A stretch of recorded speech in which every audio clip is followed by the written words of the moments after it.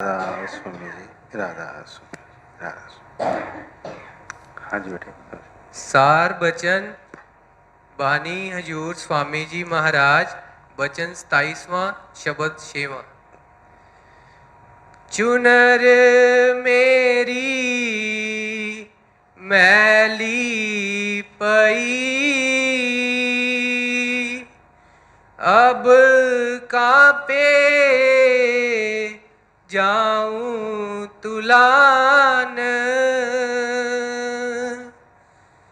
चुनर मेरी मैली पई, अब कांपे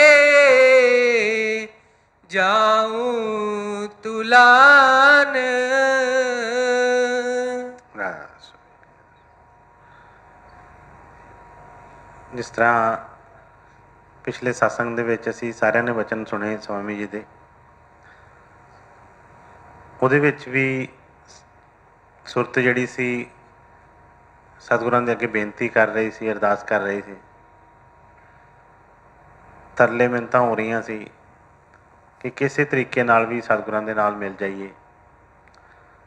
ਔਰ ਦੂਸਰੀ ਬੇਨਤੀ ਸੀ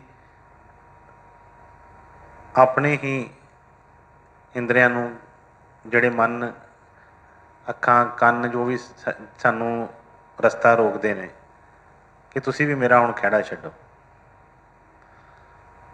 ਔਰ ਜਦੋਂ ਤੱਕ ਸਾਨੂੰ ਜਾਗ ਨਹੀਂ ਆਉਂਦੀ, ਸਾਨੂੰ ਪਤਾ ਨਹੀਂ ਚੱਲਦਾ, ਉਦੋਂ ਤੱਕ ਅਸੀਂ ਕਦੀ ਵੀ ਆਪਣੇ ਮੰਜ਼ਿਲ ਵੱਲ ਅੱਗੇ ਨਹੀਂ ਵੱਧਦੇ।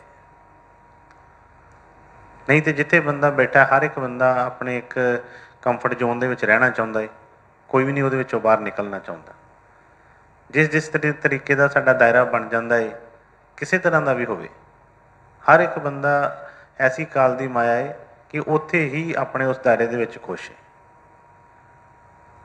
ਜਿੱਥੇ ਤੁਸੀਂ ਬਾਹਰਲੇ ਦੇਸ਼ਾਂ ਦੀ ਗੱਲ ਕਰ ਲਈਏ, ਆਪਣੇ ਇੰਡੀਆ ਦੀ ਗੱਲ ਕਰ ਲਈਏ, ਜਾਂ ਹੋਰ ਵੀ ਕਿਤੇ ਜੰਗਲਾਂ 'ਚ, ਪਹਾੜਾਂ 'ਚ ਵੀ ਕੋਈ ਰਹਿ ਰਿਹਾ ਹੈ, ਜਿੱਥੇ ਜਿੱਥੇ ਕੋਈ ਰਹਿ ਰਿਹਾ ਹੈ, ਉਹ ਉੱਥੇ ਉੱਥੇ ਹੀ ਜਿਸ ਤਰ੍ਹਾਂ ਇੱਕ ਜਕੜਿਆ ਪਿਆ ਹੈ। ਕੋਈ ਬੰਦਾ ਪਿੰਡ 'ਚ ਰਹਿੰਦਾ ਹੋਵੇ, ਕੋਈ ਸ਼ਹਿਰ 'ਚ ਰਹਿੰਦਾ ਹੋਵੇ, ਸ਼ਹਿਰ ਵਾਲਾ ਜ਼ਰੂਰ ਭਾਵੇਂ ਕਹੇਗਾ ਕਿ ਬਈ ਇੱਥੇ ਪੋਲਿਊਸ਼ਨ ਬਹੁਤ ਹੋ ਗਿਆ, ਇਸ ਤਰ੍ਹਾਂ ਬਹੁਤ ਹੋ ਗਿਆ, ਪਰ ਥੋੜ੍ਹੇ ਦਿਨ ਆ ਕੇ ਜੇ ਕਿਤੇ ਐਸੀ ਜਗ੍ਹਾ 'ਤੇ ਰਵੇ ਤਾਂ ਉਹਦਾ ਮਨ ਜਿਹੜਾ ਆ ਉਹ ਚਾਟ ਹੋਣਾ ਸ਼ੁਰੂ ਹੋ ਜਾਂਦਾ ਹੈ, ਕਿ ਉਹਨੂੰ ਉਹ ਜਿਹੜੀਆਂ ਚੀਜ਼ਾਂ ਨਹੀਂ ਮਿਲਦੀਆਂ। ਇਸੇ ਤਰ੍ਹਾਂ ਹੀ ਕੋਈ ਪਿੰਡ ਦੇ ਵਿੱਚ ਰਹਿੰਦਾ ਹੈ, ਉਹ ਜਿੰਨਾ ਮਰਜ਼ੀ ਕਵੇ ਕਿ ਸ਼ਹਿਰ 'ਚ ਬੜੀ ਮੌਜ ਹੈ, ਵਧੀਆ ਵਧੀਆ, ਪਰ ਉਹਨੂੰ ਵੀ ਜਾ ਕੇ ਉੱਥੇ ਕੈਦ ਹੀ ਲੱਗਣ ਲੱਗ ਪੈਂਦੀ ਹੈ। ਇਸੇ ਤਰ੍ਹਾਂ ਹੀ ਜਦੋਂ ਬੰਦੇ ਨੂੰ ਜਾਗ ਆਉਂਦੀ ਹੈ, ਪਤਾ ਚੱਲਦਾ ਹੈ ਕਿ ਅਸਲ 'ਚ ਸਾਡੀ ਜ਼ਿੰਦਗੀ ਦਾ ਮਕਸਦ ਹੈ ਕੀ, ਫਿਰ ਬੰਦਾ ਆਪਣੀ ਉਸ ਕੰਫਰਟ ਜ਼ੋਨ ਦੇ ਵਿੱਚੋਂ ਬਾਹਰ ਨਿਕਲਣ ਦੀ ਕੋਸ਼ਿਸ਼ ਕਰਦਾ ਹੈ ਕਿ ਹਾਂ ਵੀ ਮੈਂ ਬਾਹਰ ਨਿਕਲਾਂ, ਨਿਕਲ ਕੇ ਮੈਂ ਆਪਣਾ ਜਿਹੜਾ ਕੰਮ ਕਰਨ ਵਾਲਾ ਉਹ ਕਰ ਲਵਾਂ। ਹੁਣ ਬਾਹਰ ਗਰਮੀ ਹੈ ਅਤੇ ਸਾਰੇ ਪਾਸੇ ਗਰਮੀ ਦਾ ਮੌਸਮ ਹੈ, ਹਰ ਪਾਸੇ ਗਰਮੀ ਹੈ। ਘਰ ਦੇ ਅੰਦਰ ਏਸੀ ਚੱਲ ਰਿਹਾ ਹੋਵੇ ਅਤੇ ਅਸੀਂ ਸੋਚਦੇ ਹਾਂ ਕਿ ਨਹੀਂ ਬਾਹਰ ਗਰਮੀ ਬੜੀ ਹੈ, ਅਜੇ ਨਹੀਂ ਬਾਹਰ ਨਿਕਲਣਾ। ਅਤੇ ਕਈ ਵਾਰੀ ਸਾਰਾ ਦਿਨ ਇਸੇ ਤਰ੍ਹਾਂ ਹੀ ਨਿਕਲ ਜਾਂਦਾ, ਖਰਾਬ ਹੋ ਜਾਂਦਾ ਹੈ, ਉਹ ਕੰਮ ਜਿਹੜਾ ਸਾਡਾ ਪਿੱਛੇ ਪੈਂਦਾ ਜਾਂਦਾ ਹੈ। ਲੇਕਿਨ ਕਈ ਜਿਹੜੇ ਨੇ ਉਹ ਆਪਣਾ, ਜਿਨ੍ਹਾਂ ਨੂੰ ਆਪਣੇ ਖਬਰ ਹੁੰਦੀ ਕਿ ਠੀਕ ਹੈ ਵੀ ਨਹੀਂ ਮੇਰਾ ਟਾਈਮ ਨਾਲ ਨਹੀਂ ਰਲਣਾ, ਜਾਂ ਬਈ ਜਿਹੜਾ ਘਾਟਾ ਪੈ ਜਾਣਾ ਉਹ ਪੂਰਾ ਨਹੀਂ ਹੋਣਾ, ਉਹ ਫਿਰ ਕੀ ਦੀਆਂ ਘਰੋਂ ਨਿਕਲ ਕੇ ਅਤੇ ਆਪਣਾ ਕੰਮ ਵਿੱਚ ਜੁੜ ਜਾਂਦੇ ਨੇ। ਇਸੇ ਤਰ੍ਹਾਂ ਹੀ ਜਿਹੜੀ ਸੁਰਤ ਜਦੋਂ ਉਹਨੂੰ ਜਾਗ ਆ ਜਾਂਦੀ ਹੈ, ਉਹਨੂੰ ਪਤਾ ਲੱਗ ਜਾਂਦਾ ਹੈ ਕਿ ਹਾਂ ਬਈ ਮੈਂ ਯਤਨ ਵੀ ਸਾਰੇ ਕਰ ਰਹੀ ਹਾਂ, ਸਭ ਕੁਛ ਹੋ ਰਿਹਾ ਹੈ, ਸਤਿਗੁਰ ਵੀ ਮਿਲ ਗਏ, ਜਨਮ ਵੀ ਮਨੁੱਖਾ ਮਿਲ ਗਿਆ, ਪਰ ਫਿਰ ਵੀ ਕਿਹੜੀ ਚੀਜ਼ ਦੀ ਰੁਕਾਵਟ ਹੈ? ਕੋਈ ਤਾਂ ਕੋਈ ਚੀਜ਼ ਐਸੀ ਹੈ ਕਿ ਜਿਹੜੀ ਮੈਨੂੰ ਮਿਲਣ ਨਹੀਂ ਦੇ ਰਹੀ। ਕਿਉਂਕਿ ਅੱਖਾਂ ਮਿਲੀਆਂ ਨੇ, ਇਹ ਹਮੇਸ਼ਾ ਹੀ ਇੱਕ ਕੁਦਰਤ ਨੇ ਐਸਾ ਇਹਨੂੰ ਪੈਦਾ ਕੀਤਾ ਇਸ ਤਰੀਕੇ ਨਾਲ ਕਿ ਹਮੇਸ਼ਾ ਬਾਹਰ ਨੂੰ ਦੇਖਦੀਆਂ ਨੇ, ਦੂਸਰਿਆਂ ਨੂੰ ਦੇਖਦੀਆਂ ਨੇ। ਸਾਰੀ ਦੁਨੀਆ ਇਹਦੇ ਨਾਲ ਅਸੀਂ ਦੇਖ ਲੈਂਦੇ ਹਾਂ, ਪਰ ਆਪਣੇ ਆਪ ਨੂੰ ਦੇਖਣ ਵਾਸਤੇ ਇੱਕ ਆਇਨੇ ਦੀ ਜ਼ਰੂਰਤ ਹੈ, ਇੱਕ ਸ਼ੀਸ਼ੇ ਦੀ ਜ਼ਰੂਰਤ ਹੈ। ਜਦੋਂ ਤੱਕ ਉਹ ਆਇਨਾ, ਸ਼ੀਸ਼ਾ ਸਾਡੇ ਸਾਹਮਣੇ ਨਾ ਆਵੇ, ਸਾਨੂੰ ਆਪਣੇ ਆਪ ਦਾ ਪਤਾ ਹੀ ਨਹੀਂ ਲੱਗਦਾ। ਸਾਰੀ ਦੁਨੀਆ ਭਾਵੇਂ ਲੱਖਾਂ ਕਰੋੜਾਂ ਬੰਦੇ ਸਾਹਮਣੇ ਫਿਰਦੇ ਹੁਣ, ਸਭ ਨੂੰ ਦੇਖ ਲਏਗਾ, ਸਭ ਦੇ ਵਿੱਚ ਵੇਖ ਵੀ ਲਏਗਾ ਕੀ ਗੁਣ ਹੈ ਔਗਣ ਹੈ, ਕੀ ਇਹਦੇ 'ਚ ਨੁਕਸ ਹੈ, ਕਿਹੜਾ ਬੰਦਾ ਕਿੱਦਾਂ ਦਾ ਹੈ, ਹਰ ਚੀਜ਼ ਦੇਖੇਗਾ, ਅੰਦਾਜ਼ੇ ਲਾਏਗਾ। ਪਰ ਆਪਣੇ ਵੱਲ ਇਹਨੂੰ ਦੇਖਣਾ ਜਿਹੜਾ ਇਹਨੂੰ ਆਉਂਦਾ ਹੀ ਨਹੀਂ। ਔਰ ਉਹਦੇ ਦੇਖਣ ਵਾਸਤੇ ਸਾਨੂੰ ਇੱਕ ਸ਼ੀਸ਼ੇ ਦੀ ਲੋੜ ਪੈਂਦੀ ਹੈ। ਉਹ ਸ਼ੀਸ਼ਾ ਕਿਹੜਾ ਹੈ? ਸਤਿਗੁਰੂ ਨੇ ਫਰਮਾਇਆ ਕਿ ਹੋ ਸਕਦਾ ਸ਼ੀਸ਼ੇ ਦੇ ਵੀ ਕਈ ਤਰ੍ਹਾਂ ਦੇ ਨੇ, ਪਰ ਉਹ ਜਿਹੜਾ ਸੱਚਾ ਸ਼ੀਸ਼ਾ ਕਿਹੜਾ ਆ, ਉਹ ਗੁਰੂ ਹੈ। ਜਦੋਂ ਅਸੀਂ ਉਹਦੇ ਸਾਹਮਣੇ ਖੜੇ ਹੁੰਦੇ ਹਾਂ, ਕਿਉਂਕਿ ਉਹਨੇ ਸਾਡੇ ਕੋਲੋਂ ਕੋਈ ਵੀ ਕੁਛ ਵੀ ਲੈਣਾ ਦੇਣਾ ਨਹੀਂ ਹੈ। ਉਹਨੇ ਝੂਠ ਨਹੀਂ ਬੋਲਣਾ, ਜੋ ਹੈਗਾ ਆ, ਜੋ ਸਾਡੀ ਅਸਲੀਅਤ ਹੈਗੀ ਆ, ਉਹਦੇ ਵਿੱਚ ਉਹ ਸ਼ੀਸ਼ੇ ਦੇ ਵਿੱਚ ਪ੍ਰਗਟ ਹੋ ਜਾਣੀ ਹੈ, ਪ੍ਰਗਟ ਹੋ ਜਾਣੀ ਹੈ। ਤੇ ਕਿਸੇ ਨੂੰ ਹੁਣ ਜੇ ਕਿਸੇ ਨੇ ਆਪਣੇ ਚਿਹਰੇ ਦੇ ਉੱਤੇ ਕਾਲਖ ਲੱਗੀ ਹੈ ਤੇ ਉਹਨੂੰ ਹੋ ਸਕਦਾ ਹੈ ਕਿ ਜੇ ਤੇ ਅੰਦਰੋਂ ਜਾਗਿਆ ਹੋਏਗਾ ਤੇ ਫਿਰ ਤੇ ਉਹਨੂੰ ਥੋੜਾ ਲੱਗੇਗਾ ਕਿ ਹਾਂ ਬਈ ਮੇਰੇ ਮੂੰਹ ਤੇ ਕਾਲਖ ਲੱਗੀ ਹੈ, ਸ਼ੀਸ਼ੇ ਨੇ ਤੇ ਦੱਸ ਦਿੱਤਾ, ਹੁਣ ਮੈਂ ਸਾਫ਼ ਕਰ ਲਵਾਂ। ਪਰ ਜਿਹੜਾ ਅੰਦਰੋਂ ਜਾਗਿਆ ਨਾ ਹੋਏਗਾ, ਹੋ ਸਕਦਾ ਉਹ ਸ਼ੀਸ਼ਾ ਹੀ ਤੋੜਨ ਦੀ ਕੋਸ਼ਿਸ਼ ਕਰੇ ਕਿ ਨਹੀਂ ਜੀ ਇਹ ਗਲਤ ਹੈ। ਇਸੇ ਤਰ੍ਹਾਂ ਜਦੋਂ ਸਾਨੂੰ ਹੋਸ਼ ਆਉਂਦੀ ਹੈ, ਪਤਾ ਲੱਗਦਾ, ਜਦੋਂ ਅੰਦਰੋਂ ਜਾਗ ਆਉਂਦੀ ਹੈ, ਫਿਰ ਇਹ ਚੀਜ਼ਾਂ ਅਸਰ ਕਰਦੀਆਂ ਨੇ। ਹੁਣ ਅੱਜ ਵੀ ਜਿਸ ਤਰ੍ਹਾਂ ਸਤਿਗੁਰਾਂ ਦੇ ਵਚਨ ਆਏ ਨੇ, ਅਸੀਂ ਅੱਗੇ ਵੀ ਸਤਸੰਗ ਸੁਣਦੇ ਹਾਂ, ਪਹਿਲਾਂ ਵੀ ਅਸੀਂ ਅੰਦਰ ਪਹਿਲਾਂ ਵਿਚਾਰ ਕਰੀਏ।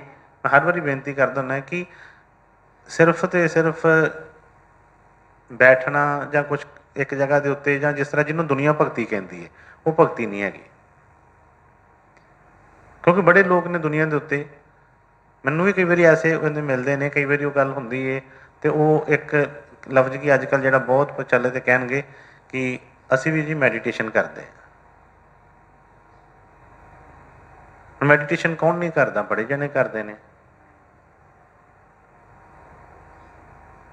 ਸਾਰੇ ਹੀ ਕਰਦੇ ਆ। ਮਤਲਬ ਜਿਹਨੂੰ ਆਪਣਾ, ਜਿਸ ਤਰ੍ਹਾਂ ਅਸੀਂ ਤਨ ਵਾਸਤੇ ਕਸਰਤ ਕਰਦੇ ਹਾਂ, ਇਸੇ ਤਰ੍ਹਾਂ ਮਨ ਵਾਸਤੇ ਜੋ ਆਪਾਂ ਨੂੰ ਵੀ ਜਦੋਂ ਜ਼ਰੂਰਤ ਪੈਂਦੀ ਹੈ ਤਾਂ ਹਾਂ ਵੀ ਉਹ ਕਰਨੀ ਪੈਂਦੀ ਹੈ ਮੈਡੀਟੇਸ਼ਨ।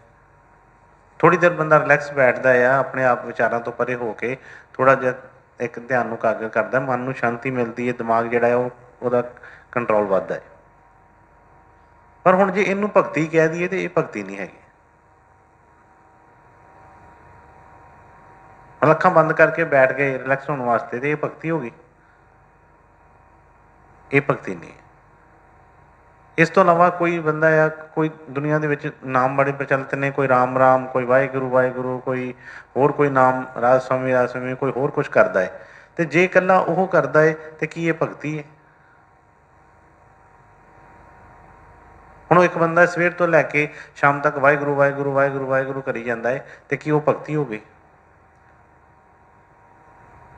ਅਧਿਆਤਮਕ ਦੇ ਵਿੱਚ ਜਦੋਂ ਤੱਕ ਅਸੀਂ ਆਪਣਾ ਅਧਿਐਨ ਨਹੀਂ ਕਰਦੇ, ਆਪਣੇ ਅੰਦਰ ਨਹੀਂ ਜਾਂਦੇ, ਆਪਣਾ ਅਧਿਐਨ ਨਹੀਂ ਕਰਦੇ, ਸਾਨੂੰ ਆਪਣੇ ਆਪ ਦਾ ਪਤਾ ਨਹੀਂ ਲੱਗਦਾ, ਉਦੋਂ ਤੱਕ ਭਗਤੀ ਅਜੇ ਸ਼ੁਰੂ ਹੀ ਨਹੀਂ ਹੋਈ। ਭਗਤੀ ਦੇ ਵਿੱਚ ਅਸੀਂ ਆਏ ਨਹੀਂ।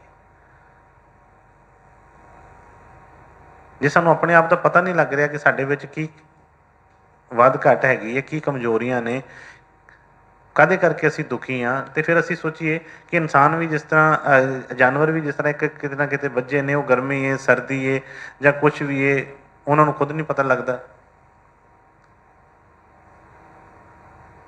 ਇਸੇ ਤਰ੍ਹਾਂ ਹੀ ਜੇ ਸਾਨੂੰ ਵੀ ਅਜੇ ਕੋਈ ਸਮਝ ਨਹੀਂ ਆ ਰਹੀ, ਨਹੀਂ ਪਤਾ ਲੱਗ ਰਿਹਾ, ਤੇ ਇਹਦਾ ਮਤਲਬ ਕਿ ਅਜੇ ਵੀ ਕੋਈ ਜ਼ਿਆਦਾ ਫਰਕ ਨਹੀਂ, ਸਾਨੂੰ ਅਜੇ ਉਨੀ ਜਾਗ ਨਹੀਂ ਆਈ, ਅਸੀਂ ਉੱਥੋਂ ਤੱਕ ਪਹੁੰਚੇ ਨਹੀਂ। ਸਤਿਗੁਰਾਂ ਨੇ ਵਚਨ ਫਰਮਾਏ ਸੀ ਇੱਕ ਸਤਸੰਗ ਦੇ ਵਿੱਚ ਕਿ ਜਿਸ ਤਰ੍ਹਾਂ ਹੱਥ ਦੇ ਉੱਤੇ ਹੀਰਾ ਰੱਖਿਆ ਹੈ, ਇਹ ਚੱਟੀ ਵੀ ਜਾਂਦਾ ਹੈ, ਪਿੱਟੀ ਵੀ ਜਾਂਦਾ ਹੈ। ਤੇ ਜਦੋਂ ਸਤਿਗੁਰਾਂ ਦੇ ਬਚਨਾਂ ਨੂੰ ਪੜ੍ਹ ਕੇ, ਸੁਣ ਕੇ ਸਾਨੂੰ ਜਾਗ ਆ ਗਈ, ਪਤਾ ਚੱਲ ਗਿਆ, ਤੇ ਫਿਰ ਇੱਕ ਬੰਦਾ ਕੋਸ਼ਿਸ਼ ਕਰਨਾ ਸ਼ੁਰੂ ਕਰਦਾ ਹੈ ਕਿ ਨਹੀਂ, ਹੁਣ ਮੈਨੂੰ ਪਤਾ ਚੱਲ ਗਿਆ, ਹੁਣ ਮੈਂ ਇਸ ਚੋਂ ਬਾਹਰ ਨਿਕਲਣਾ ਹੈ, ਸੁਖੀ ਹੋਣਾ ਹੈ। ਇਸੇ ਤਰ੍ਹਾਂ ਹੀ ਜਿਹੜੀ ਸੁਰਤ ਬੇਨਤੀ ਕਰ ਰਹੀ ਹੈ, ਕਹਿੰਦੀ ਚੁਨਰ ਮੇਰੀ ਮੈਲੀ ਪਈ, ਕਿਉਂਕਿ ਸੁਰਤ ਆਤਮਾ, ਜੀਵ ਆਤਮਾ ਜਿਹੜੀ ਹੈ ਸਾਡਾ, ਅਸੀਂ ਸਾਰੇ ਹੀ ਉਹ ਸਾਡਾ, ਉਹਨੂੰ ਅਸੀਂ ਪਤੀ ਕਹਿ ਦਈਏ, ਪਰਮੇਸ਼ਵਰ ਕਹਿ ਦਈਏ, ਸਖਾ ਕਹਿ ਦਈਏ, ਜੋ ਮਰਜ਼ੀ, ਅਸੀਂ ਸਾਰੇ ਹੀ ਉਹਦੀਆਂ ਗੋਲੀਆਂ। ਉਹ ਪਰਮਾਤਮਾ ਹੈ, ਅਸੀਂ ਆਤਮਾ ਹੈ। ਤੇ ਉਹ ਜੀਵ ਆਤਮਾ ਜਿਹੜੀ ਬੇਨਤੀ ਕਰ ਰਹੀ ਆ, ਚੁਨਰ ਮੇਰੀ ਮੈਲੀ ਪਈ, ਅਬ ਕਾਪੇ ਜਾਊਂ ਤੁਲਾਨ। ਕਿਉਂਕਿ ਉਹ ਜਿਹੜੀ ਪਹਿਲਾਂ ਗੱਲ ਕੀਤੀ ਕਿ ਜਾਗ ਆ ਗਈ, ਪਤਾ ਚੱਲ ਗਿਆ ਕਿ ਹਾਂ ਬਈ ਕੁਛ ਨਾ ਕੁਛ ਤਾਂ ਰੁਕਾਵਟ ਹੈ। ਜਿਸ ਤਰ੍ਹਾਂ ਅਸੀਂ ਕਿਸੇ ਵੇਲੇ ਕੁਝ ਲਿਬੜੇ ਹੋਈਏ, ਕੁਝ ਅਸੀਂ ਕਿਸੇ ਕਮਰੇ 'ਚ ਅੱਛੇ ਜਾਂ ਅੱਛੇ ਕਿਸੇ ਜਗ੍ਹਾ 'ਤੇ ਜਾਣਾ ਹੋਵੇ, ਤੇ ਸਾਨੂੰ ਕੋਈ ਕਵੇ ਵੀ ਅੰਦਰ ਆ ਜਾਓ, ਅਸੀਂ ਕਹਿੰਦੇ ਨਹੀਂ, ਮੈਂ ਪੈਰ ਲਿਬੜੇ ਨੇ ਮੇਰੇ, ਮੈਂ ਨਹਾ ਕੇ ਆਉਣਾ। ਸਾਨੂੰ ਪਸੀਨਾ ਆਇਆ ਹੋਵੇ ਬਹੁਤ ਜ਼ਿਆਦਾ, ਅਸੀਂ ਕੋਈ ਕੰਮ ਕੀਤਾ ਹੋਵੇ, ਕਿਸੇ ਤਰ੍ਹਾਂ ਦੀ ਕੋਈ ਸਾਡੇ ਕੋਲ ਕੋਈ ਬਦਬੂ ਆ ਰਹੀ ਹੋਵੇ, ਕੋਈ ਸਾਨੂੰ ਮਿਲੇ, ਉਹ ਸਾਨੂੰ ਕਵੇ ਵੀ ਕਿ ਆਓ ਜੀ ਜੱਫੀ ਪਾ ਕੇ ਮਿਲਦੇ ਹਾਂ, ਤੇ ਅਸੀਂ ਉਹਨੂੰ ਕਹਿ ਦਿੰਦੇ ਕਿ 2 ਮਿੰਟ ਮੈਨੂੰ ਪਸੀਨਾ ਬੜਾ ਆਇਆ ਨਹਾ ਕੇ ਆਉਣਾ, ਪਤਾ ਚੱਲ ਗਿਆ। ਇਸੇ ਤਰ੍ਹਾਂ ਹੀ ਜਦੋਂ ਜੀਵਾਤਮਾ ਨੂੰ ਪਤਾ ਚੱਲ ਗਿਆ ਕਿ ਹਾਂ ਬਈ ਕਿਹੜੀ ਰੁਕਾਵਟ ਹੈ, ਕੁਛ ਨਾ ਕੁਛ ਚੀਜ਼ਾਂ ਹੈ, ਤੇ ਉਹ ਫਿਰ ਬੇਨਤੀ ਕਰਦੀ ਹੈ ਸਤਿਗੁਰਾਂ ਨੇ, ਕਿਉਂਕਿ ਧੋਣਾ ਵੀ ਹੋਰ ਕਿੰਨੇ ਆ। ਜਿਸ ਤਰ੍ਹਾਂ ਹੁਣ ਇੱਕ ਬੱਚਾ ਹੈ ਛੋਟਾ, ਜੇ ਤਾਂ ਇੰਨੀ ਕਿਉਂਕਿ ਅਸੀਂ ਸਮਝ ਆ ਜਾਏ ਜਾਂ ਬੜੇ ਸਾਡੇ 'ਚ ਬਲ ਹੋਵੇ ਕੁਝ ਚੀਜ਼ਾਂ ਦੇ ਸੰਸਾਰ ਦੇ ਵਿੱਚ, ਜਿਸ ਤਰ੍ਹਾਂ ਦੇ ਵੱਡੇ ਹੋ ਕੇ ਅਸੀਂ ਸਮਝ ਜਾਂਦੇ ਹਾਂ, ਤੇ ਪਹਿਲਾਂ ਛੋਟੇ ਹੁੰਦਿਆਂ ਬੱਚੇ ਨੂੰ ਕੀ ਪਤਾ ਹੁੰਦਾ ਹੈ। ਛੋਟਾ ਬੱਚਾ ਉਹਨੂੰ ਬਿਸਤਰੇ 'ਤੇ ਲੰਮੇ ਪਾਇਆ, ਉੱਥੇ ਹੀ ਉਹ ਪੋਟੀ ਕਰੀ ਜਾਂਦਾ, ਉੱਥੇ ਛੁੱਛੂ ਕਰੀ ਜਾਂਦਾ, ਉੱਥੇ ਹੀ ਹੱਥ ਮਾਰੀ ਜਾਂਦਾ ਗੰਦ-ਮੰਦ, ਪਰ ਉਹਨੂੰ ਕੋਈ ਨਹੀਂ ਨਾ, ਉਹ ਆਪਣੇ ਜੇ ਉਹਨੂੰ ਇੰਨਾ ਪਤਾ ਹੋਵੇ ਤੇ ਉਹ ਕਿਉਂ ਇਸ ਤਰ੍ਹਾਂ ਕਰੇਗਾ। ਫਿਰ ਉਹਨੂੰ ਉਹਦੀ ਮਾਂ ਧਵਾਉਂਦੀ ਹੈ, ਉਹਨੂੰ ਨਵਾਉਂਦੀ ਹੈ, ਬਾਕੀ ਨਹੀਂ ਹੋਰ ਕੋਈ ਵੀ। ਉਹਨੂੰ ਨਵਾ ਧਵਾ ਕੇ ਤੇ ਐਂ ਫਿਰ ਉਹਨੂੰ ਸੋਹਣਾ ਕਰ ਦਿੰਦੀ ਹੈ, ਤਿਆਰ ਕਰ ਦਿੰਦੀ ਹੈ। ਇਸੇ ਤਰ੍ਹਾਂ ਹੀ ਜਦੋਂ ਸਾਨੂੰ ਜਾਗ ਆਏਗੀ, ਪਤਾ ਚੱਲੇਗਾ, ਫਿਰ ਸੱਚੀ ਬੇਨਤੀ ਉਸ ਸਤਿਗੁਰਾਂ ਦੇ ਪਾਸ ਹੋਏਗੀ, ਉਹਨਾਂ ਦੇ ਚਰਨਾਂ 'ਚ ਹੋਏਗੀ ਕਿ ਇਹ ਸਤਿਗੁਰ ਜੀ ਤੁਸੀਂ ਦਇਆ ਕਰੋ, ਕਿਉਂਕਿ ਤੁਸੀਂ ਹੀ ਮਾਤਾ ਹੋ, ਤੁਸੀਂ ਹੀ ਪਿਤਾ ਹੋ, ਤੁਹਾਡੇ ਨਾਲ ਹੀ ਸਾਰੇ ਰਿਸ਼ਤੇ ਨੇ। ਕਿਉਂਕਿ ਸੱਚਾ ਰਿਸ਼ਤਾ, ਸੱਚਾ ਮਾਤਾ ਪਿਤਾ, ਸੱਚਾ ਭੈਣ ਭਰਾ, ਸੱਚਾ ਦੋਸਤ, ਉਸ ਤੋਂ ਇਲਾਵਾ ਹੋਰ ਕੋਈ ਨਹੀਂ ਹੈ, ਕਿਉਂਕਿ ਉਹੀ ਹਰ ਰਿਸ਼ਤੇ ਨੂੰ ਨਿਭਾਉਣ 'ਚ ਪਰਫੈਕਟ ਹੈ। ਤੇ ਉਹ ਉਦੋਂ ਉਹਨਾਂ ਦੇ ਅੱਗੇ ਬੇਨਤੀ ਕਰਾਂਗੇ ਕਿ ਸਤਿਗੁਰੂ ਜੀ ਤੁਸੀਂ ਦਇਆ ਕਰੋ, ਮੇਰੀ ਚੁਨਰੀ ਮੈਲੀ। ਚੁਨਰੀ ਕਿਹਨੂੰ ਕਿਹਾ ਗਿਆ? ਆਤਮਾ ਨੂੰ। ਚੁਨਰੀ ਸਾਡੀ ਜਿਹੜੀ ਆਤਮਾ, ਤੇ ਜਿਹੜੀ ਮੈਲ ਜਿਹੜੀ ਉਹਨਾਂ ਨੇ ਕਹੀ ਹੈ, ਇਹ ਜਿਹੜਾ ਦੁਨੀਆ ਦੇ ਜਿੰਨੇ ਮਾਇਆ ਜਾਲ ਜੋ ਵੀ ਇਹ ਸਾਰਾ ਕੁਛ ਆ, ਇਹ ਜਿਹੜੀ ਆ ਉਹ ਮੈਲਾਂ ਨੇ।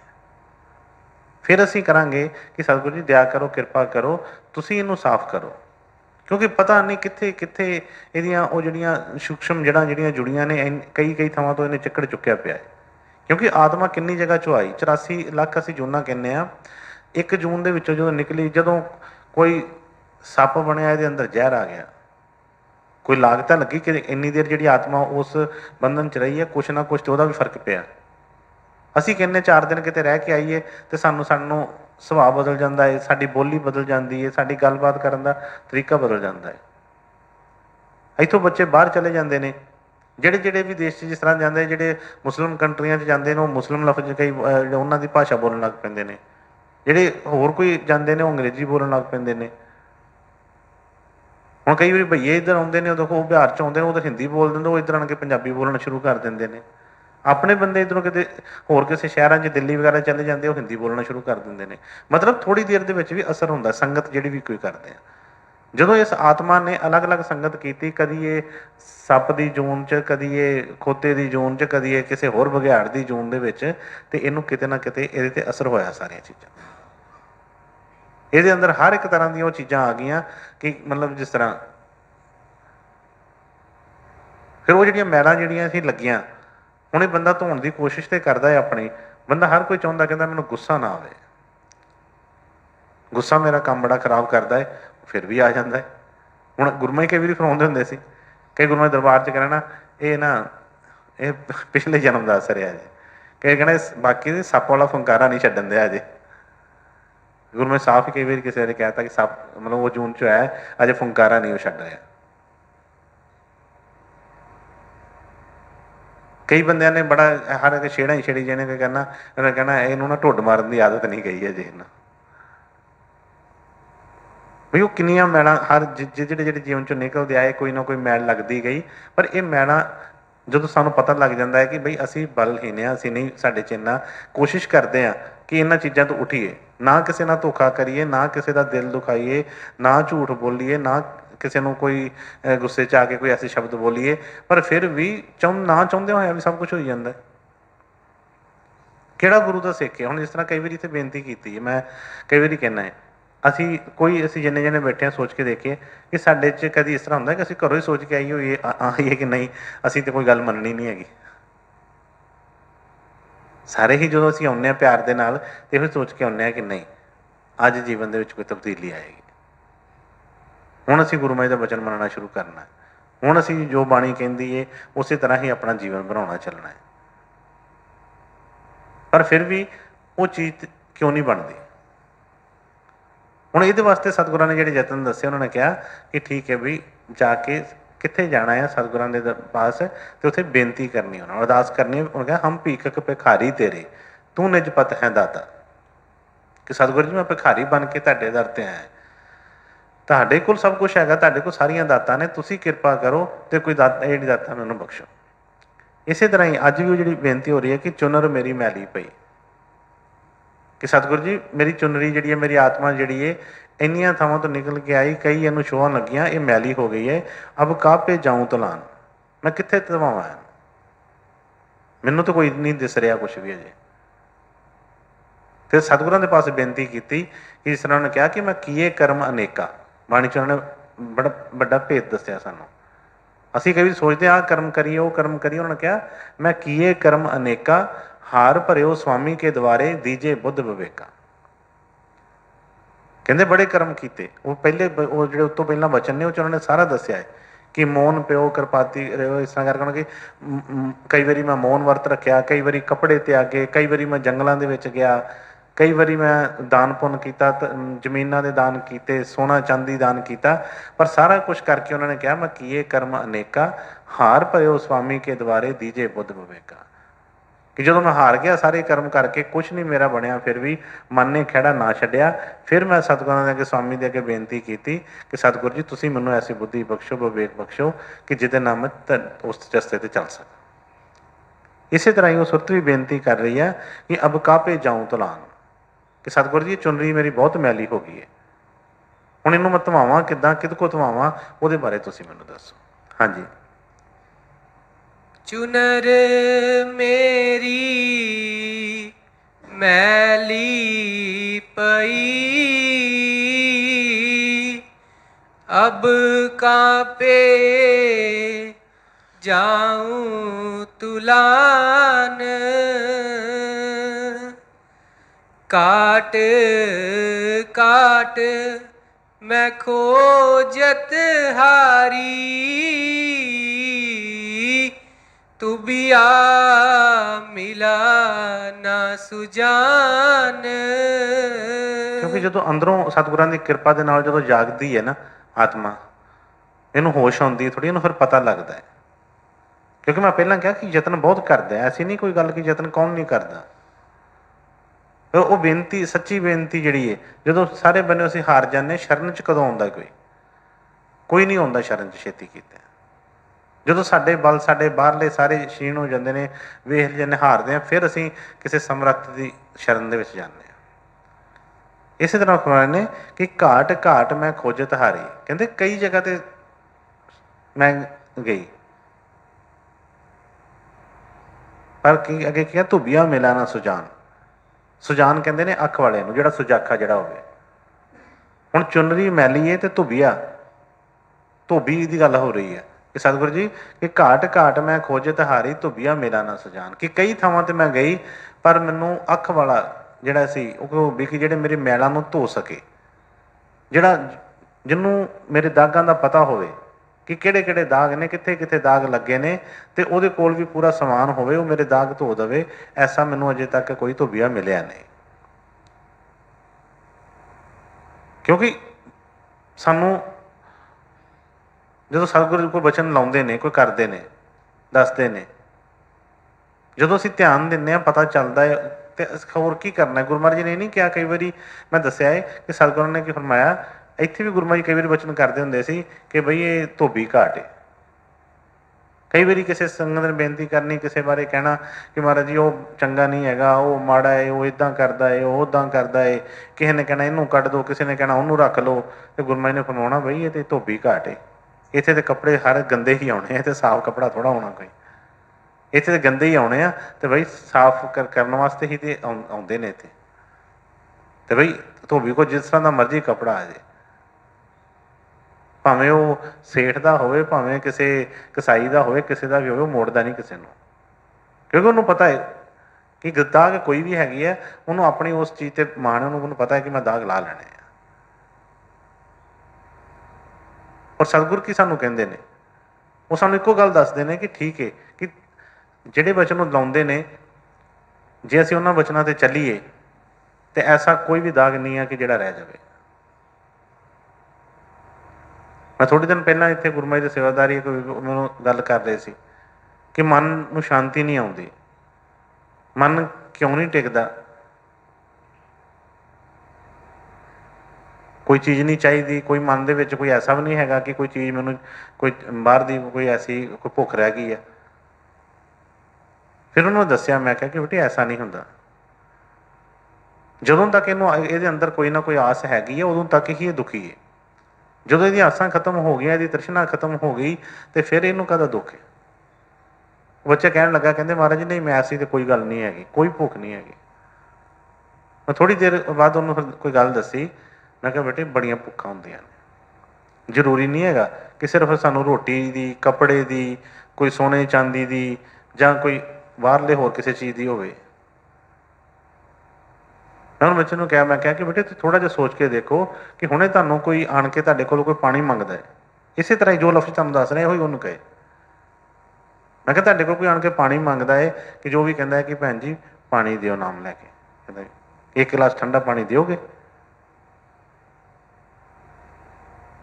ਤੇ ਮੈਂ ਕਿਹਾ ਅਸੀਂ ਉਸੇ ਵੇਲੇ ਕੀ ਕਰਾਂਗੇ? ਕਹਿੰਦੇ ਮੈਂ ਉਸੇ ਵੇਲੇ ਪਾਣੀ ਦੇਵਾਂਗੇ ਉਹਨੂੰ।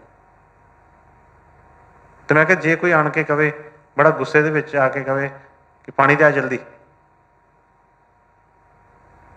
ਤੇ ਮੈਂ ਕਿਹਾ ਉਦੋਂ ਅਸੀਂ ਫਿਰ ਕਹਿੰਦੇ ਫਿਰ ਮਨ ਦੇ ਵਿੱਚ ਥੋੜ੍ਹਾ ਮਹਿਸੂਸ ਤਾਂ ਹੁੰਦਾ ਹੀ ਹੈ ਕਿ ਇਹ ਕਿਸ ਤਰ੍ਹਾਂ ਬੋਲਿਆ। ਮੈਂ ਕਿਹਾ ਇਹਦਾ ਮਤਲਬ ਕੀ ਹੈ ਕਿ ਅਸੀਂ ਕੁਛ ਨਾ ਕੁਛ ਤਾਂ ਚਾਹੁੰਦੇ, ਹਰ ਕੋਈ ਬੰਦਾ, ਭਾਵੇਂ ਹੋਰ ਬਾਕੀ ਇਸ ਤਰ੍ਹਾਂ ਉਹਨੇ ਕਿਹਾ ਨਾ ਕਿ ਕੰਚਨ ਤਜਨਾ ਸਹਿਜ ਹੈ, ਸਹਿਜ ਤਰੀਆ ਕਾ ਨੇ, ਮਾਨ ਵਡਿਆਈ ਈਰਸ਼ਾ ਦੁਰਲਭ ਤਜਨੀ ਜੇ। ਮੈਂ ਕਿਹਾ ਮਾਨ ਵਡਿਆਈ ਤੇ ਹਰ ਕੋਈ ਭਾਲਦਾ ਹੈ, ਬੜੀ ਔਖੀ ਹੈ ਛੱਡਣੀ। ਅਗਲਾ ਕਹਿੰਦਾ ਇਹ ਮੈਂ ਹੋਰ ਕੀ ਮੰਗਦਾ, ਇੱਕ ਆਦਰ ਹੀ ਤੇ ਮੰਗਦਾ ਆਪਣਾ। ਪਰ ਸਤਿਗੁਰ ਤੇ ਬਈ ਇੱਥੇ ਸਾਰੇ ਜਿੰਨੀਆਂ ਵੀ ਚੀਜ਼ਾਂ ਨੇ, ਅਸੀਂ ਬਾਜ਼ਾਰ 'ਚ ਲੈਣ ਜਾਂਦੇ ਹਾਂ, ਇੱਕ ਕੋਈ ਕੱਪੜੇ ਦੇ ਉੱਤੇ ਕੋਈ ਡਿਫੈਕਟ ਹੁੰਦਾ, ਕੋਈ ਥੋੜ੍ਹਾ ਜਿਹਾ ਵੀ ਉਹ ਕੱਢ ਕੇ ਉਹਨੂੰ ਸਾਈਡ 'ਤੇ ਕਰ ਦਿੰਦੇ ਨੇ, ਕਹਿੰਦੇ ਨੇ ਡਿਫੈਕਟਡ ਪੀਸ ਹੈ। ਉਹਦੀ ਕੀਮਤ ਸਿੱਧੀ ਜੇ 1000 ਰੁਪਏ ਸਿੱਧੀ 500 ਆ ਜਾਂਦੀ ਹੈ, ਚਾਹੇ ਕੋਈ ਮਾੜਾ ਜਿਹਾ ਟੁੱਕ ਲੱਗਾ ਹੋਵੇ। ਇਸੇ ਤਰ੍ਹਾਂ ਹੀ ਸਤਿਗੁਰ ਵੀ ਸਾਡੇ ਕੋਈ ਨਹੀਂ, ਦਾਗ ਤਾਂ ਹੋਰ ਵੀ ਪਤਾ ਨਹੀਂ ਕਈ ਤਰ੍ਹਾਂ ਦੇ ਹੋਣਗੇ, ਪਰ ਜਦੋਂ ਸਾਨੂੰ ਸਤਿਗੁਰ ਦੱਸਦੇ ਨੇ ਕਿ ਬੇਟੇ ਆਹ ਕੰਮ ਛੱਡ ਦਿਓ, ਆਹ ਕੰਮ ਕਰੋ, ਆਹ ਚੀਜ਼ਾਂ ਕਰੀਏ, ਅਸੀਂ ਮੈਂ ਪਹਿਲਾਂ ਕਿਹਾ ਕਿ ਐਸਾ ਕੋਈ ਸਿੱਖ ਨਹੀਂ ਆ ਕਿ ਜਿਹੜਾ ਕਰਨਾ ਨਹੀਂ ਚਾਹੁੰਦਾ, ਪਰ ਸਾਡੇ ਕੋਲ ਨਹੀਂ ਹੁੰਦਾ ਹੈਗਾ। ਪਰ ਇਹਦਾ ਮਤਲਬ ਕਿ ਕਦੀ ਨਹੀਂ ਹੋਏਗਾ ਫਿਰ ਇਸ ਤਰ੍ਹਾਂ, ਐਸੀ ਨਹੀਂ ਗੱਲ। ਸਤਿਗੁਰਾਂ ਨੇ ਉਹਦਾ ਵੀ ਸਾਨੂੰ ਦੱਸ ਦਿੱਤਾ, ਉਹਦੇ ਬਾਰੇ ਵੀ ਦੱਸਿਆ ਕਿ ਬਈ ਤੁਸੀਂ ਆਪ ਨਾ ਉੱਥੇ ਕਰੋ, ਤੁਸੀਂ ਕੱਪੜਾ ਹੀ ਜਿਹੜਾ ਵਾ ਧੋਬੀ ਨੂੰ ਦੇ ਦਿਓ। ਤੁਹਾਡੇ ਕੋਲ ਉਹਨੇ ਤੇ ਦੱਸ ਦਿੱਤਾ, ਕੱਪੜੇ ਤਾਂ ਧੋਬੀ ਨੂੰ ਪੁੱਛਦੇ ਆਣ ਕੇ ਕਿ ਬਈ ਤੂੰ ਕਿਸ ਤਰ੍ਹਾਂ ਦਾਗ ਲਾ ਦਿੰਦਾ ਹੈ। ਉਹ ਦੱਸ ਵੀ ਦਿੰਦਾ ਕਿ ਆਹ ਚੀਜ਼ ਵਰਤੋ, ਇੱਦਾਂ ਕਰੋ, ਉੱਦਾਂ ਕਰੋ, ਪਰ ਨਹੀਂ ਹੁੰਦਾ। ਹੁਣ ਜਦੋਂ ਉਹਦੇ ਹਵਾਲੇ ਹੀ ਕਰ ਦਿੱਤਾ ਕੱਪੜਾ, ਤੇ ਫਿਰ ਉਹ ਸਾਡੀ ਕੋਈ ਜ਼ਿੰਮੇਵਾਰੀ ਰਹਿ ਗਈ? ਫਿਰ ਤਾਂ ਉਹਨੇ ਧੋਣਾ ਹੈ। ਲੇਕਿਨ ਅਸੀਂ ਆਪਣੇ ਆਪ ਨੂੰ ਹਵਾਲੇ ਨਹੀਂ ਕਰਦੇ ਕਦੇ ਵੀ। ਉਹਨਾਂ ਨੇ ਕਈ ਵਾਰੀ ਇਹ ਵਚਨ ਸਾਨੂੰ ਬਾਣੀ ਰਾਹੀਂ ਸਮਝਾਏ। ਹੁਣ ਸੁਣਾਇਆ ਕਿ ਜੇ ਤੋਹੇ ਪ੍ਰੇਮ ਖੇਲਣ ਕਾ ਚਾਓ, ਸਿਰ ਧਰ ਤਲੀ ਗਲੀ ਮੋਰੀ ਆਓ। ਸਿਰ ਧਰ ਮਤਲਬ ਕੀ ਹੈ ਕਿ ਸਿਰ ਤਲੀ ਤੇ ਧਰ ਕੇ ਮਤਲਬ ਕਿ ਸਿਰ ਦੇ ਦਿੱਤਾ, ਬਸ ਦੇ ਦਿੱਤਾ ਤੇ ਦੇ ਦਿੱਤਾ, ਹੁਣ ਬਈ ਉਹ ਜਾਣੇ ਜੋ ਵੀ। ਹੁਣ ਇੱਕ ਬੰਦਾ ਜਿੰਦਾ ਜਾਗਦਾ ਹੋਵੇ, ਉਹਨੂੰ ਕੋਈ ਚੁੰਡੀ ਵੱਢੇ, ਉਹਨੂੰ ਕੋਈ ਗਾਲ ਕੱਢੇ, ਉਹਦਾ ਉਸ ਵੇਲੇ ਰੰਗ ਬਦਲ ਜਾਂਦਾ ਵਾ, ਅੱਖਾਂ ਬਦਲ ਜਾਂਦੀਆਂ ਨੇ ਕਿ ਮੈਂ ਤੈਨੂੰ ਮੈਂ ਦੱਸਦਾ ਕਿੱਦਾਂ ਕੀਤਾ। ਹੁਣ ਜਿਹੜਾ ਬੰਦਾ ਖਤਮ ਹੋ ਗਿਆ, ਜਿਹਨੂੰ ਜਿਸ ਤਰ੍ਹਾਂ ਉਹਨੇ ਕਿਹਾ ਕਿ ਸਿਰ ਧਰ ਤਲੀ ਗਲੀ ਮੋਰੀ ਆਓ, ਕਿ ਜਿਹੜਾ ਸਿਰ ਵੱਢਿਆ ਪਿਆ ਹੋਵੇ ਤੇ ਇੱਥੇ ਉੱਦਾਂ ਪਿਆ ਹੋਵੇ, ਉਹਨੂੰ ਕੋਈ ਗਾਲਾਂ ਕੱਢੋ, ਉਹਨੂੰ ਕੋਈ ਪਤਾ ਲੱਗਦਾ ਹੈ? ਉਹਨੂੰ ਕੋਈ ਠੋਡੇ ਵੀ ਮਾਰੀ ਜਾਵੇ, ਉਹਨੂੰ ਨਹੀਂ ਕੋਈ ਸਮਝ ਲੱਗਦੀ। ਉਹਨੂੰ ਫਿਰ ਉਹਦੇ ਉੱਤੇ ਭਾਵੇਂ ਤੁਸੀਂ ਦੇਸੀ ਘਿਓ ਪਾ ਦਿਓ, ਉਹਦੇ ਤੇ ਮਿੱਟੀ ਦਾ ਤੇਲ ਪਾ ਦਿਓ, ਜੋ ਮਰਜ਼ੀ ਪਾ ਦਿਓ, ਮਿੱਟੀ ਘੱਟਾ ਪਾ ਦਿਓ, ਉਹਨੂੰ ਕੋਈ ਪਤਾ ਨਹੀਂ ਹੈਗਾ। ਹੁਣ ਕੱਪੜਾ ਜਦੋਂ ਅਸੀਂ ਕੱਪੜਾ ਨਹੀਂ ਦੇਣਾ ਚਾਹੁੰਦੇ ਸੀ, ਅਸੀਂ ਕਹਿੰਦੇ ਹਾਂ ਕਿ ਅਸੀਂ ਆ ਗਏ ਗੁਰੂ ਦੇ ਦਰਬਾਰ, ਅਸੀਂ ਆ ਗਏ ਪਾਸ, ਅਸੀਂ ਆ ਗਏ ਉਹਨਾਂ ਦੇ ਕੋਲ, ਪਰ ਨਹੀਂ, ਪਾਸ ਆਉਣਾ ਕੀ ਹੈ, ਕੋਲ ਆਉਣਾ ਕੀ ਹੈ, ਕੋਲ ਬੈਠਣਾ ਕੀ ਹੈ, ਸੇਵਾ ਕੀ ਹੈ? ਕੋਈ ਸੇਵਾ ਨਹੀਂ। ਸਾਨੂੰ ਮੈਂ ਕਈ ਵਾਰੀ ਬੇਨਤੀ ਕੀਤੀ ਆ, ਸਤਿਗੁਰਾਂ ਦੀ ਦਇਆ ਕਿਰਪਾ ਨਾਲ ਪਤਾ ਲੱਗਾ ਕਿ ਸੇਵਾ ਬੰਦਾ ਅਸੀਂ ਕਰ ਹੀ ਨਹੀਂ ਸਕਦੇ ਕੋਈ ਵੀ। ਸਭ ਕੁਛ ਉਹ ਕਹਿੰਦੇ ਮੇਰਾ ਮੁਝ ਮੇਂ ਕੁਛ ਨਹੀਂ, ਜੇ ਕੁਛ ਜੋ ਕੁਛ ਹੈ ਸੋ ਤੇਰਾ। ਹੱਥ ਪੈਰ ਉਹਨਾਂ ਦੇ ਦਿੱਤੇ, ਅੱਖਾਂ ਉਹਨਾਂ ਦੀ ਦਿੱਤੀਆਂ, ਤੰਦਰੁਸਤੀ ਉਹਨਾਂ ਦੀ ਦਿੱਤੀ, ਸਭ ਕੁਛ ਉਹਨਾਂ ਦਾ ਦਿੱਤਾ, ਤੇ ਅਸੀਂ ਉਹਦੇ ਦਿੱਤੇ ਨਾਲ ਜੇ ਕੋਈ ਕਰ ਵੀ ਰਹੇ ਹਾਂ ਤਾਂ ਉਹ ਸਾਡਾ ਕਿੱਥੋਂ ਹੋ ਗਿਆ? ਉਹਦੇ ਅੱਗੇ ਹੀ ਉਹਦਾ ਹੀ ਹੈ ਸਭ ਕੁਛ। ਪਰ ਮਨ ਜਿਹੜਾ ਸੀ, ਅਸੀਂ ਕਦੀ ਉਹਨਾਂ ਨੂੰ ਭੇਟ ਨਹੀਂ ਕਰਦੇ। ਜਦੋਂ ਅਸੀਂ ਆਪਣਾ ਆਪ ਦੇ ਹਵਾਲੇ ਕਰ ਦਾਂਗੇ ਤੇ ਫਿਰ ਬਈ ਭਾਵੇਂ ਜਿੱਦਾਂ ਦਾ ਮਰਜ਼ੀ ਮੈਲਾ ਵਾ, ਗੁਰੂ ਗੁਰਮਾ ਨੇ ਕਈ ਵਾਰੀ ਵਚਨ ਫਰਮਾਇਆ ਕਿ ਜੇ ਗੁਰੂ ਇਹਨੂੰ ਕਹਿੰਦਾ ਹੈ। ਹੁਣ ਕਈ ਵਾਰੀ ਐਸੇ ਲੋਕ ਮਿਲਦੇ ਕਹਿੰਦੇ ਜੀ ਉਹ ਜੀ ਫਲਾਣਾ ਜੀ ਉਹਨੇ ਇਸ ਤਰ੍ਹਾਂ ਆਪਣੇ ਦਿਮਾਗ ਦੀਆਂ ਖੇਡਾਂ ਰਚਾਉਂਦੇ ਨੇ। ਮੈਂ ਕਈ ਵਾਰੀ ਉਹਨਾਂ ਨੂੰ ਗੁਰਮਾ ਦੇ ਵਚਨ ਸੁਣਨਾ, ਗੁਰਮਾ ਫਰਮਾਉਂਦੇ ਸੀ ਕਿ ਬਈ ਗੁਰੂ ਦੇ ਹੁਕਮ ਦੇ ਵਿੱਚ ਚਾਹੇ 100 ਗਊ ਦਾ ਘਾਤ ਕਰਦੇ, ਇਹਨੂੰ ਪਾਪ ਨਹੀਂ ਲੱਗੇਗਾ। ਹੁਣ 10 ਪਾਤਸ਼ਾਹੀਆਂ ਦੇ ਇਤਿਹਾਸ ਅਸੀਂ ਦੇਖਦੇ ਹਾਂ, ਕਿਸੇ ਟਾਈਮ ਦੇ ਉੱਤੇ ਸਤਿਗੁਰਾਂ ਨੇ ਕਿਸੇ ਹੋਰ ਤਰ੍ਹਾਂ ਦੀ ਭਗਤੀ ਕਰਾਈ, ਵਚਨ ਮੰਨਣ ਦੀ ਕਰਵਾਈ, ਕਿਸੇ ਵੇਲੇ ਕੋਈ ਹੋਰ ਤਰ੍ਹਾਂ ਦੀ ਮੀਰੀ ਪੀਰੀ ਤਲਵਾਰ ਪਾਤੀ, ਕਿਸੇ ਵੇਲੇ ਐ ਫੌਜਾਂ ਤਿਆਰ ਕਰ ਲਈਆਂ। ਸਿੱਖਾਂ ਨੂੰ ਹੀ ਉਹ ਹੁਕਮ ਹੋ ਗਿਆ ਕਿ ਸ਼ਸਤਰ ਨਾਲ ਰੱਖਣੇ ਨੇ।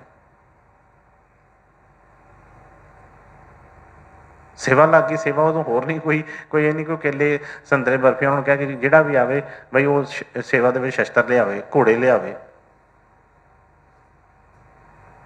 ਆਪ ਸਜਾ ਕੇ ਸਿੰਘ ਦੇ ਉੱਤੇ ਘੋੜਿਆਂ 'ਤੇ ਚੜਾ ਕੇ ਤੇ ਉਹਨਾਂ ਨੇ ਕੀਤਾ, ਤੇ ਬਈ ਉਹਨੂੰ ਜੋ ਹੁਕਮ ਦੇ ਵਿੱਚ ਹੈ। ਜੇ ਸਤਿਗੁਰੂ ਕਹਿੰਦੇ ਨੇ, ਜੋ ਕਹਿੰਦੇ ਨੇ ਉਹ ਕਰਨਾ ਸਿੱਖ ਦਾ ਧਰਮ ਹੈ। ਜੇ ਹੁਕਮ ਹੀ ਨਹੀਂ ਵਿੱਚ ਨਹੀਂ ਆਇਆ, ਹੁਕਮ ਨਹੀਂ ਮੰਨਦਾ, ਤੇ ਫਿਰ ਇਹ ਸਿੱਖ ਕਿਸ ਤਰ੍ਹਾਂ ਹੋ ਗਿਆ? ਦੇਰ ਇਸ ਕਰਕੇ ਲੱਗਦੀ ਹੈ, ਦਾਗ ਇਸ ਕਰਕੇ ਨਹੀਂ ਲੱਥਦੇ। ਸਾਡੇ ਕੋਲੋਂ ਨਹੀਂ ਕਦੀ ਲੱਥਣੇ, ਇਹ ਪੱਕੀ ਗੱਲ ਹੈਗੀ। ਬੜੇ ਇੱਥੇ ਦਾਗ ਲਾਉਣ ਵਾਸਤੇ ਕਈ ਸਾਲਾਂ ਤੱਕ ਭਗਤੀ ਕੀਤੀ, ਹਜ਼ਾਰਾਂ ਸਾਲਾਂ ਭਗਤੀ ਕੀਤੀ, ਪਰ ਮਨ ਨੇ ਇਹ ਮਾੜੀ ਜਿਹੀ ਮਰੋੜੀ ਚਾੜੀ, ਪਤਾ ਨਹੀਂ ਕਿੱਥੇ ਗਏ। ਫਿਰ ਅਸੀਂ ਸਾਰਿਆਂ ਦੀ ਸਾਖੀਆਂ ਸੁਣੀਆਂ। ਪ੍ਰਾਸ਼ਾ ਰਿਸ਼ੀ ਜਿਹੜੇ ਹੋਏ ਨੇ, ਹੋਰ ਜਿਹੜੇ ਕਈ ਜਿਨ੍ਹਾਂ ਨੇ ਇਹਨਾਂ ਨੇ ਹਜ਼ਾਰਾਂ ਵਰਸ਼ ਤਪੱਸਿਆ ਕੀਤੀ, ਲੱਖਾਂ ਸਾਲ ਕੀਤੀ, ਤੇ ਕਹਿੰਦੇ ਕਿ ਜਦੋਂ ਮਨ ਨੇ ਥੋੜ੍ਹੀ ਜਿਹੀ ਉਹਨਾਂ ਨੂੰ ਦਿਖਾਈ ਆਪਣੀ ਕਲਾ, ਪਤਾ ਹੀ ਨਹੀਂ ਲੱਗਾ ਕਿੱਧਰ ਨੂੰ ਰੁੜ ਗਏ। ਮਤਲਬ ਕਿ ਗਏ ਤੋਂ ਆਪਣਾ ਘਰ-ਬਾਰ ਛੱਡ ਕੇ ਜੰਗਲਾਂ 'ਚ ਗਏ ਦਾਗ ਲਾਉਣ ਵਾਸਤੇ, ਕਿ ਬਈ ਇਹ ਮਨ ਦੀਆਂ ਜਿੰਨੀਆਂ ਮੈਲਾਂ ਨੇ ਲੱਥ ਜਾਣ। ਪਰ ਉੱਥੇ ਜਾ ਕੇ ਵੀ ਉਹ ਮੈਲ ਨਹੀਂ ਲੱਥੀ। ਤੇ ਸਤਿਗੁਰਾਂ ਨੇ ਸਾਨੂੰ ਐਸਾ ਰਸਤਾ ਦੱਸਿਆ, ਘਰ ਦੇ ਵਿੱਚ ਬੈਠ ਕੇ ਕੰਮਕਾਰ ਕਰਦਿਆਂ, ਬੱਚਿਆਂ ਦੀ ਪਾਲਣਾ ਪੋਸ਼ਣਾ ਕਰਦਿਆਂ, ਵਿਆਹ ਸ਼ਾਦੀਆਂ ਕਰਵਾ ਕੇ, ਸਾਰਾ ਕੁਛ ਕਰਕੇ ਉਹਨਾਂ ਨੇ ਦੱਸਿਆ ਕਿ ਤੁਸੀਂ ਭਗਤੀ ਕਰ ਸਕਦੇ ਹੋ। ਉਹਦੇ ਵਾਸਤੇ ਕੋਈ ਵੱਖਰਾ ਕੰਮ ਕਰਨ ਦੀ ਸਾਨੂੰ ਕੋਈ ਲੋੜ ਨਹੀਂ, ਘਰ-ਬਾਰ ਛੱਡਣ ਦੀ। ਪਰ ਉਹ ਕਿਸ ਤਰ੍ਹਾਂ ਹੋਣੀ ਹੈ, ਉਹ ਜਿਹੜਾ ਰਸਤਾ ਹੈ ਉਹਨੂੰ ਪਹਿਲਾਂ ਸਮਝਣਾ ਹੈ। ਮੈਂ ਕੱਲ੍ਹ ਵੀ ਕਈ ਗੁਰਮਤਿ ਦੇ ਬੱਚੇ ਬੈਠੇ ਸੀ, ਉਹਨਾਂ ਨਾਲ ਗੱਲ ਕਰ ਰਹੇ ਸੀ ਕਿ ਹਾਂ ਇਸ ਰਸਤੇ ਨੂੰ ਸਮਝਣ ਵਿੱਚ ਹੀ ਦੇਰ ਲੱਗਦੀ ਹੈ, ਬਾਅਦ 'ਚ ਨਹੀਂ ਕੋਈ। ਜਦੋਂ ਸਮਝ ਲੱਗ ਗਈ ਤੇ ਜਿਸ ਤਰ੍ਹਾਂ ਉਹਨਾਂ ਨੇ ਫਰਮਾਇਆ ਸੀ, ਇਨਾਇਤ ਅਲੀ ਜੀ ਨੇ ਕਿਹਾ, ਬੁੱਲਿਆ ਰੱਬ ਦਾ ਕੀ ਪਾਉਣਾ, ਇੱਧਰੋਂ ਪੁੱਟਣਾ ਤੇ ਇੱਧਰ ਲਾਉਣਾ। ਲਾਉਣ ਲੱਗਿਆਂ ਤਾਂ ਦੇਰ ਨਹੀਂ ਲੱਗਦੀ, ਪੁੱਟਣ ਲੱਗਿਆਂ ਬੜੀ ਦੇਰ ਲੱਗਦੀ ਹੈ। ਹੁਣ ਜਿੱਥੇ ਮਨ ਫਸਿਆ, ਇਹ ਕਹਿੰਦਾ ਮੈਂ ਆਪਣੇ ਆਪ ਨੂੰ ਹਵਾਲੇ ਕਰਦਾ, ਫਿਰ ਤੇ ਮੇਰੀ ਮਰਜ਼ੀ ਕੀ ਰਹਿ ਗਈ। ਇਹ ਕਹਿੰਦਾ ਮੇਰਾ ਤਾਂ ਆਨੰਦ ਹੀ ਖਤਮ ਹੋ ਗਿਆ ਜੇ ਮੈਂ ਆਪਣੇ ਆਪ ਨੂੰ ਹਵਾਲੇ ਕਰ ਦਿੱਤਾ ਤੇ। ਪਰ ਨਹੀਂ, ਅਜੇ ਕਰਕੇ ਨਹੀਂ ਦੇਖਿਆ। ਆਨੰਦ ਹੀ ਉਦੋਂ ਸ਼ੁਰੂ ਹੋਣਾ ਹੈ ਕਿ ਜਦੋਂ ਇਹਨੇ ਭਾਰ ਆਪਣਾ, ਜਿਸ ਤਰ੍ਹਾਂ ਕਿਸੇ ਨੂੰ ਸੌਂਪ ਦਿੰਦਾ ਹੈ, ਜਦੋਂ ਆਪਣੇ ਮਾਤਾ ਪਿਤਾ ਨੂੰ ਭਾਰ ਸੌਂਪ ਕੇ ਤੇ ਬਈ ਇਹ ਆਪ ਹਲਕਾ ਹੋ ਗਿਆ, ਜਿੱਥੇ ਮਰਜ਼ੀ ਸੌਂਵੇ। ਜਿਸ ਤਰ੍ਹਾਂ ਘਰ ਦੇ ਵਿੱਚ ਵੱਡੇ ਬੈਠੇ ਹੋਣ ਤੇ ਬੰਦਾ ਜਿੱਥੇ ਮਰਜ਼ੀ ਤੁਰਿਆ ਫਿਰਦਾ, ਕੋਈ ਗੱਲ ਨਹੀਂ ਹੈ। ਘਰ 'ਚ ਨਾ ਹੋ ਕੇ ਜਾਣਾ ਹੋਵੇ, ਕਈ ਟੈਨਸ਼ਨਾਂ ਹੁੰਦੀਆਂ, ਕੋਈ ਘਰ ਚੋਰੀ ਨਾ ਹੋ ਜੇ, ਕੋਈ ਆ ਨਾ ਜਾਵੇ, ਕੋਈ ਆ ਨਾ ਲੁੱਟ ਕੇ ਲੈ ਜਾਏ, ਉਹ ਨਾ ਕਰ ਲਏ। ਇਸੇ ਤਰ੍ਹਾਂ ਹੀ ਜਦੋਂ ਇਹਨੂੰ ਆਪਣੇ ਸਤਿਗੁਰਾਂ ਦਾ ਮਾਣ ਆਏਗਾ, ਇਹ ਆਪਣੇ ਆਪ ਨੂੰ ਹਵਾਲੇ ਕਰੇਗਾ ਉਹਨਾਂ ਦੇ, ਤੇ ਇਹਦਾ ਹਲਕਾ ਭਾਰ ਹਲਕਾ ਹੋ ਜਾਏਗਾ। ਫਿਰ ਇਹਨੂੰ ਕੋਈ ਫਿਕਰ ਫਾਕਾ ਨਹੀਂ, ਨਾ ਇਹਨੂੰ ਮੁੰਡਿਆਂ ਦਾ ਫਿਕਰ, ਨਾ ਇਹਨੂੰ ਕੁੜੀਆਂ ਦਾ ਫਿਕਰ, ਨਾ ਇਹਨੂੰ ਪੜ੍ਹਾਈਆਂ ਲਿਖਾਈਆਂ ਦਾ ਫਿਕਰ, ਨਾ ਇਹਨੂੰ ਵਿਆਹਾਂ ਸ਼ਾਦੀਆਂ ਦਾ ਫਿਕਰ, ਕਿਸੇ ਚੀਜ਼ ਦਾ ਵੀ ਉਹਨੂੰ ਫਿਕਰ ਨਹੀਂ। ਫਿਰ ਸਾਰੇ ਫਿਕਰ ਪਤਾ ਹੈ ਕਿ ਸਤਿਗੁਰਾਂ ਨੇ ਹੁਣ ਚੁੱਕੇ ਆ ਜੀ। ਫਿਰ ਜੋ ਆਪਣਾ ਕੰਮ ਕਰਦਾ ਹੈ, ਸਿਰਫ ਆਪਣੀਆਂ ਡਿਊਟੀਆਂ ਕਰਦਾ ਆ, ਟੈਨਸ਼ਨ ਕੋਈ ਪਤਾ ਹੈ ਕਿ ਬਈ ਜੇ ਅੱਜ ਤੱਕ ਉਹਨਾਂ ਦੇ ਕੀਤੇ ਹੋਰ, ਪਤਾ ਜਦੋਂ ਅੱਖ ਮਿਲ ਗਈ ਪਤਾ ਲੱਗ ਜਾਂਦਾ ਆ ਕਿ ਨਹੀਂ ਅੱਜ ਤੱਕ ਵੀ ਮੇਰੇ ਕੀਤਿਆਂ ਨਹੀਂ ਹੋਏ, ਅੱਜ ਤੱਕ ਵੀ ਉਹੀ ਕਰ ਰਿਹਾ ਸੀ, ਤੇ ਅੱਜ ਤੱਕ ਉਹਨੇ ਕੀਤੇ ਤੇ ਗਾਂ ਵੀ ਉਹਨੇ ਹੀ ਕਰਨੇ ਆ। ਹਾਂਜੀ। ਕਾਟ ਕਾਟ ਮੈਂ ਖੋਜਤ ਹਾਰੀ, ਤੂੰ ਵੀ ਆ ਮਿਲਾ ਨਾ ਸੁਜਾਨ, ਨਹੀਂ ਅਰ ਰਹੂੰ ਕਸ ਪਿਆ ਕਰ ਜਾਊਂ, ਬਹੁਤ ਮਰੇ ਮੇਰੇ ਮਾਨ। ਹੁਣ ਜਿਸ ਤਰ੍ਹਾਂ ਪਹਿਲਾਂ ਬੇਨਤੀ ਕੀਤੀ ਕਿ ਜਦੋਂ ਸਮਝ ਆ ਗਈ ਕਿ ਅਸੀਂ ਬੈਠੇ ਕੀਤੇ, ਗੁਰਮਤਿ ਤਾਂ ਹਮੇਸ਼ਾ ਸਤਿਸੰਗ ਫਰਮਾਉਂਦੇ ਕਿ ਇਹ ਸਾਡਾ ਘਰ ਨਹੀਂ ਹੈ, ਲੇਕਿਨ ਅਸੀਂ ਤਾਂ ਕਹਿੰਦੇ ਇੱਥੇ ਸਾਡਾ ਘਰ ਥੋੜ੍ਹਾ, ਸਾਡੇ ਤਾਂ ਮਹਿਲ ਹੈ ਬੜੇ ਵੱਡੇ। ਘਰ ਚੋਂ ਨਿਕਲਣਾ ਤਾਂ ਫਿਰ ਵੀ ਸੌਖਾ ਹੋ, ਜਦੋਂ ਵੱਡੇ ਇੰਨੀਆਂ ਉਹ ਪਾਲੀਆਂ, ਫਿਰ ਕੌਣ ਨਿਕਲਣਾ ਚਾਹੁੰਦਾ? ਕੋਈ ਨਹੀਂ ਨਿਕਲਣਾ। ਹੁਣ ਜਿਹਨੂੰ ਜਾਗ ਗਈ ਸੁਰਤ ਉਹ ਕੀ ਕਹਿ ਰਹੀ ਹੈ, ਨਈਅਰ ਰਹੂੰ ਕਸ ਪੀਆ ਘਰ ਜਾਊਂ। ਨਈਅਰ ਕਹਿੰਦੇ ਨੇ ਮਾਂ ਦੇ ਘਰ ਨੂੰ, ਪੇਕੇ, ਪੇਕੇ ਜਿਹਨੂੰ ਕਹਿ ਦਿੰਦੇ ਲੜਕੀਆਂ। ਉਹ ਕਹਿੰਦੇ ਨਈਅਰ ਰਹੂੰ ਕਸ ਪੀਆ ਘਰ ਜਾਊਂ, ਬਹੁਤ ਮਰੇ ਮੇਰੇ ਮਾਨ। ਇਹ ਸਤਿਗੁਰਾਂ ਦੇ ਅੱਗੇ ਬੇਨਤੀਆਂ ਹੋ ਰਹੀਆਂ ਨੇ, ਤਰਲੇ ਹੋ ਰਹੇ ਨੇ ਕਿ ਸਤਿਗੁਰੂ ਜੀ ਕਿ ਮੈਂ ਜਿਸ ਤਰ੍ਹਾਂ ਇੱਕ ਲੜਕੀ ਹੈ ਵਿਆਹੀ ਹੋਵੇ ਅਤੇ ਉਹ ਜਾ ਕੇ ਆਪਣੇ ਮਾਂ ਦੇ ਘਰ ਬਾਅਦ 'ਚ ਬੈਠੀ ਹੋਵੇ, ਪੇਕੇ ਬੈਠੀ ਹੋਵੇ, ਉਹ ਉਹਨੂੰ ਪਤਾ ਆ। ਕਹਿੰਦੀਆਂ ਜ਼ਰੂਰ ਨੇ, ਕਈ ਵਾਰੀ ਕਹਿ ਦਿੰਦੇ ਬੱਚੇ, ਕਹਿ ਦਿੰਦੇ ਆ ਕਿ ਨਹੀਂ ਜੀ ਮਾਂ ਘਰ, ਪਰ ਜਦੋਂ ਜਦੋਂ ਤੱਕ ਵਿਆਹ ਨਹੀਂ ਹੋਇਆ ਉਦੋਂ ਤੱਕ ਆਪਣੇ ਘਰ ਹੈ। ਪਰ ਜੋ ਇੱਕ ਵਿਧਾਨ ਬਣਿਆ, ਜਿਸ ਤਰ੍ਹਾਂ ਉਹ ਹੋ ਗਿਆ, ਫਿਰ ਉਹ ਆਪਣੇ ਪਤੀ ਦੇ ਘਰ ਹੀ ਸ਼ੋਭਾ ਦਿੰਦੀਆਂ। ਪਰ ਜੋ ਪਤੀ ਦੇ ਘਰ ਸੁੱਖ ਫਿਰ ਉੱਥੇ ਨਹੀਂ ਮਿਲਦਾ, ਕਿਉਂਕਿ ਕੱਲ੍ਹ ਨੂੰ ਭਰਾ, ਭੈਣ, ਭਰਾ, ਨਨਾਣਾ, ਕਈ ਜੋ ਵੀ ਉੱਥੇ ਅੱਗੇ ਵਿਆਹੇ ਗਏ, ਅੱਗੇ ਉਹ ਵੀ ਭਰਾ ਵਿਆਹ ਗਏ, ਅੱਗੇ ਭਾਬੀਆਂ ਆ ਗਈਆਂ, ਘਰ ਦੇ ਵਿੱਚ ਕਈ ਕੁਛ ਹੋ ਗਿਆ, ਹਰ ਇੱਕ ਦੇ ਨਾਲ ਹੀ, ਹਰ ਇੱਕ ਦੇ ਨਾਲ ਕੋਈ ਨਾ ਕੋਈ ਨਾਤੇ ਜੁੜੇ ਨੇ। ਫਿਰ ਉਹਨਾਂ ਨੇ ਕਿਹਾ ਕਿ ਨਹੀਂ ਰਹੂੰ ਕਸ ਪੀਆ ਘਰ ਜਾਊਂ, ਬਹੁਤ ਮਰੇ ਮੇਰੇ ਮਾਨ।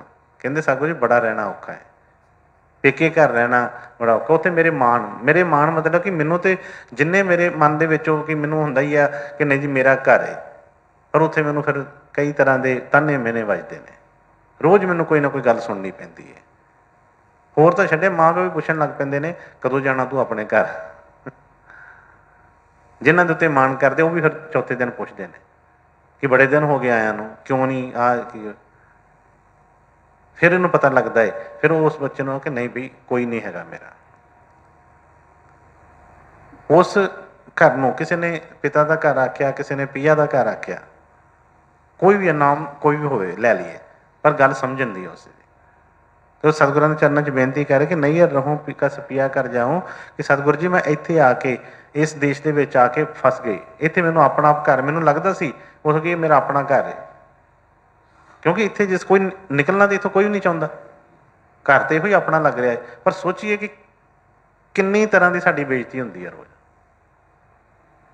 ਕਿੰਨੀਆਂ ਟੈਨਸ਼ਨਾਂ ਰੋਜ਼ ਸਾਨੂੰ ਹੁੰਦੀਆਂ ਨੇ, ਕਿਹੜਾ ਸੁੱਖ ਮਤਲਬ ਇੱਥੇ ਪਾ ਰਹੇ ਅਸੀਂ। 24 ਘੰਟੇ ਜਿਸ ਤਰ੍ਹਾਂ ਖੋਤੇ ਦੇ ਉੱਤੇ ਭਾਰ ਲੱਦਿਆ ਹੁੰਦਾ ਹੈ, 24 ਘੰਟੇ ਕੋਈ ਨਾ ਕੋਈ ਭਾਰ ਲੱਦਿਆ ਹੀ ਰਹਿੰਦਾ ਹੈ। ਜੇ ਥੋੜ੍ਹਾ ਜਿਹਾ ਭਾਰ ਘੱਟ ਹੁੰਦਾ ਆ ਤਾਂ ਉਹ ਜਿੱਦਾਂ ਕਹਿੰਦੇ ਇੱਕ ਮੁੱਠ ਚੁੱਕ ਲਾ ਦੂਜੀ ਤਿਆਰ, ਕੋਈ ਨਾ ਕੋਈ ਫਿਰ ਤਿਆਰ ਹੁੰਦਾ, ਚੱਲੀ ਜਾਂਦਾ, ਉਸੇ ਤਰ੍ਹਾਂ ਹੀ ਚੱਲੀ ਜਾਂਦਾ, ਇੱਕ ਚੀਜ਼ ਲੱਥਦੀ ਦੂਜੀ ਚੀਜ਼ ਆਈ ਜਾਂਦੀ ਹੈ। ਪਰ ਕੀ ਜਿਸ ਤਰ੍ਹਾਂ ਕਹਿੰਦੇ ਮੈਂ ਪਹਿਲਾਂ ਕਿਹਾ ਕਿ ਆਦਤ ਉਹੋ ਜਿਹੀ ਪੈ ਗਈ ਆ ਕਿ ਲਾਉਣਾ ਚਾਹੁੰਦੇ ਨਹੀਂ, ਅਸੀਂ ਸਮਝ ਨਹੀਂ ਆ ਰਹੀ।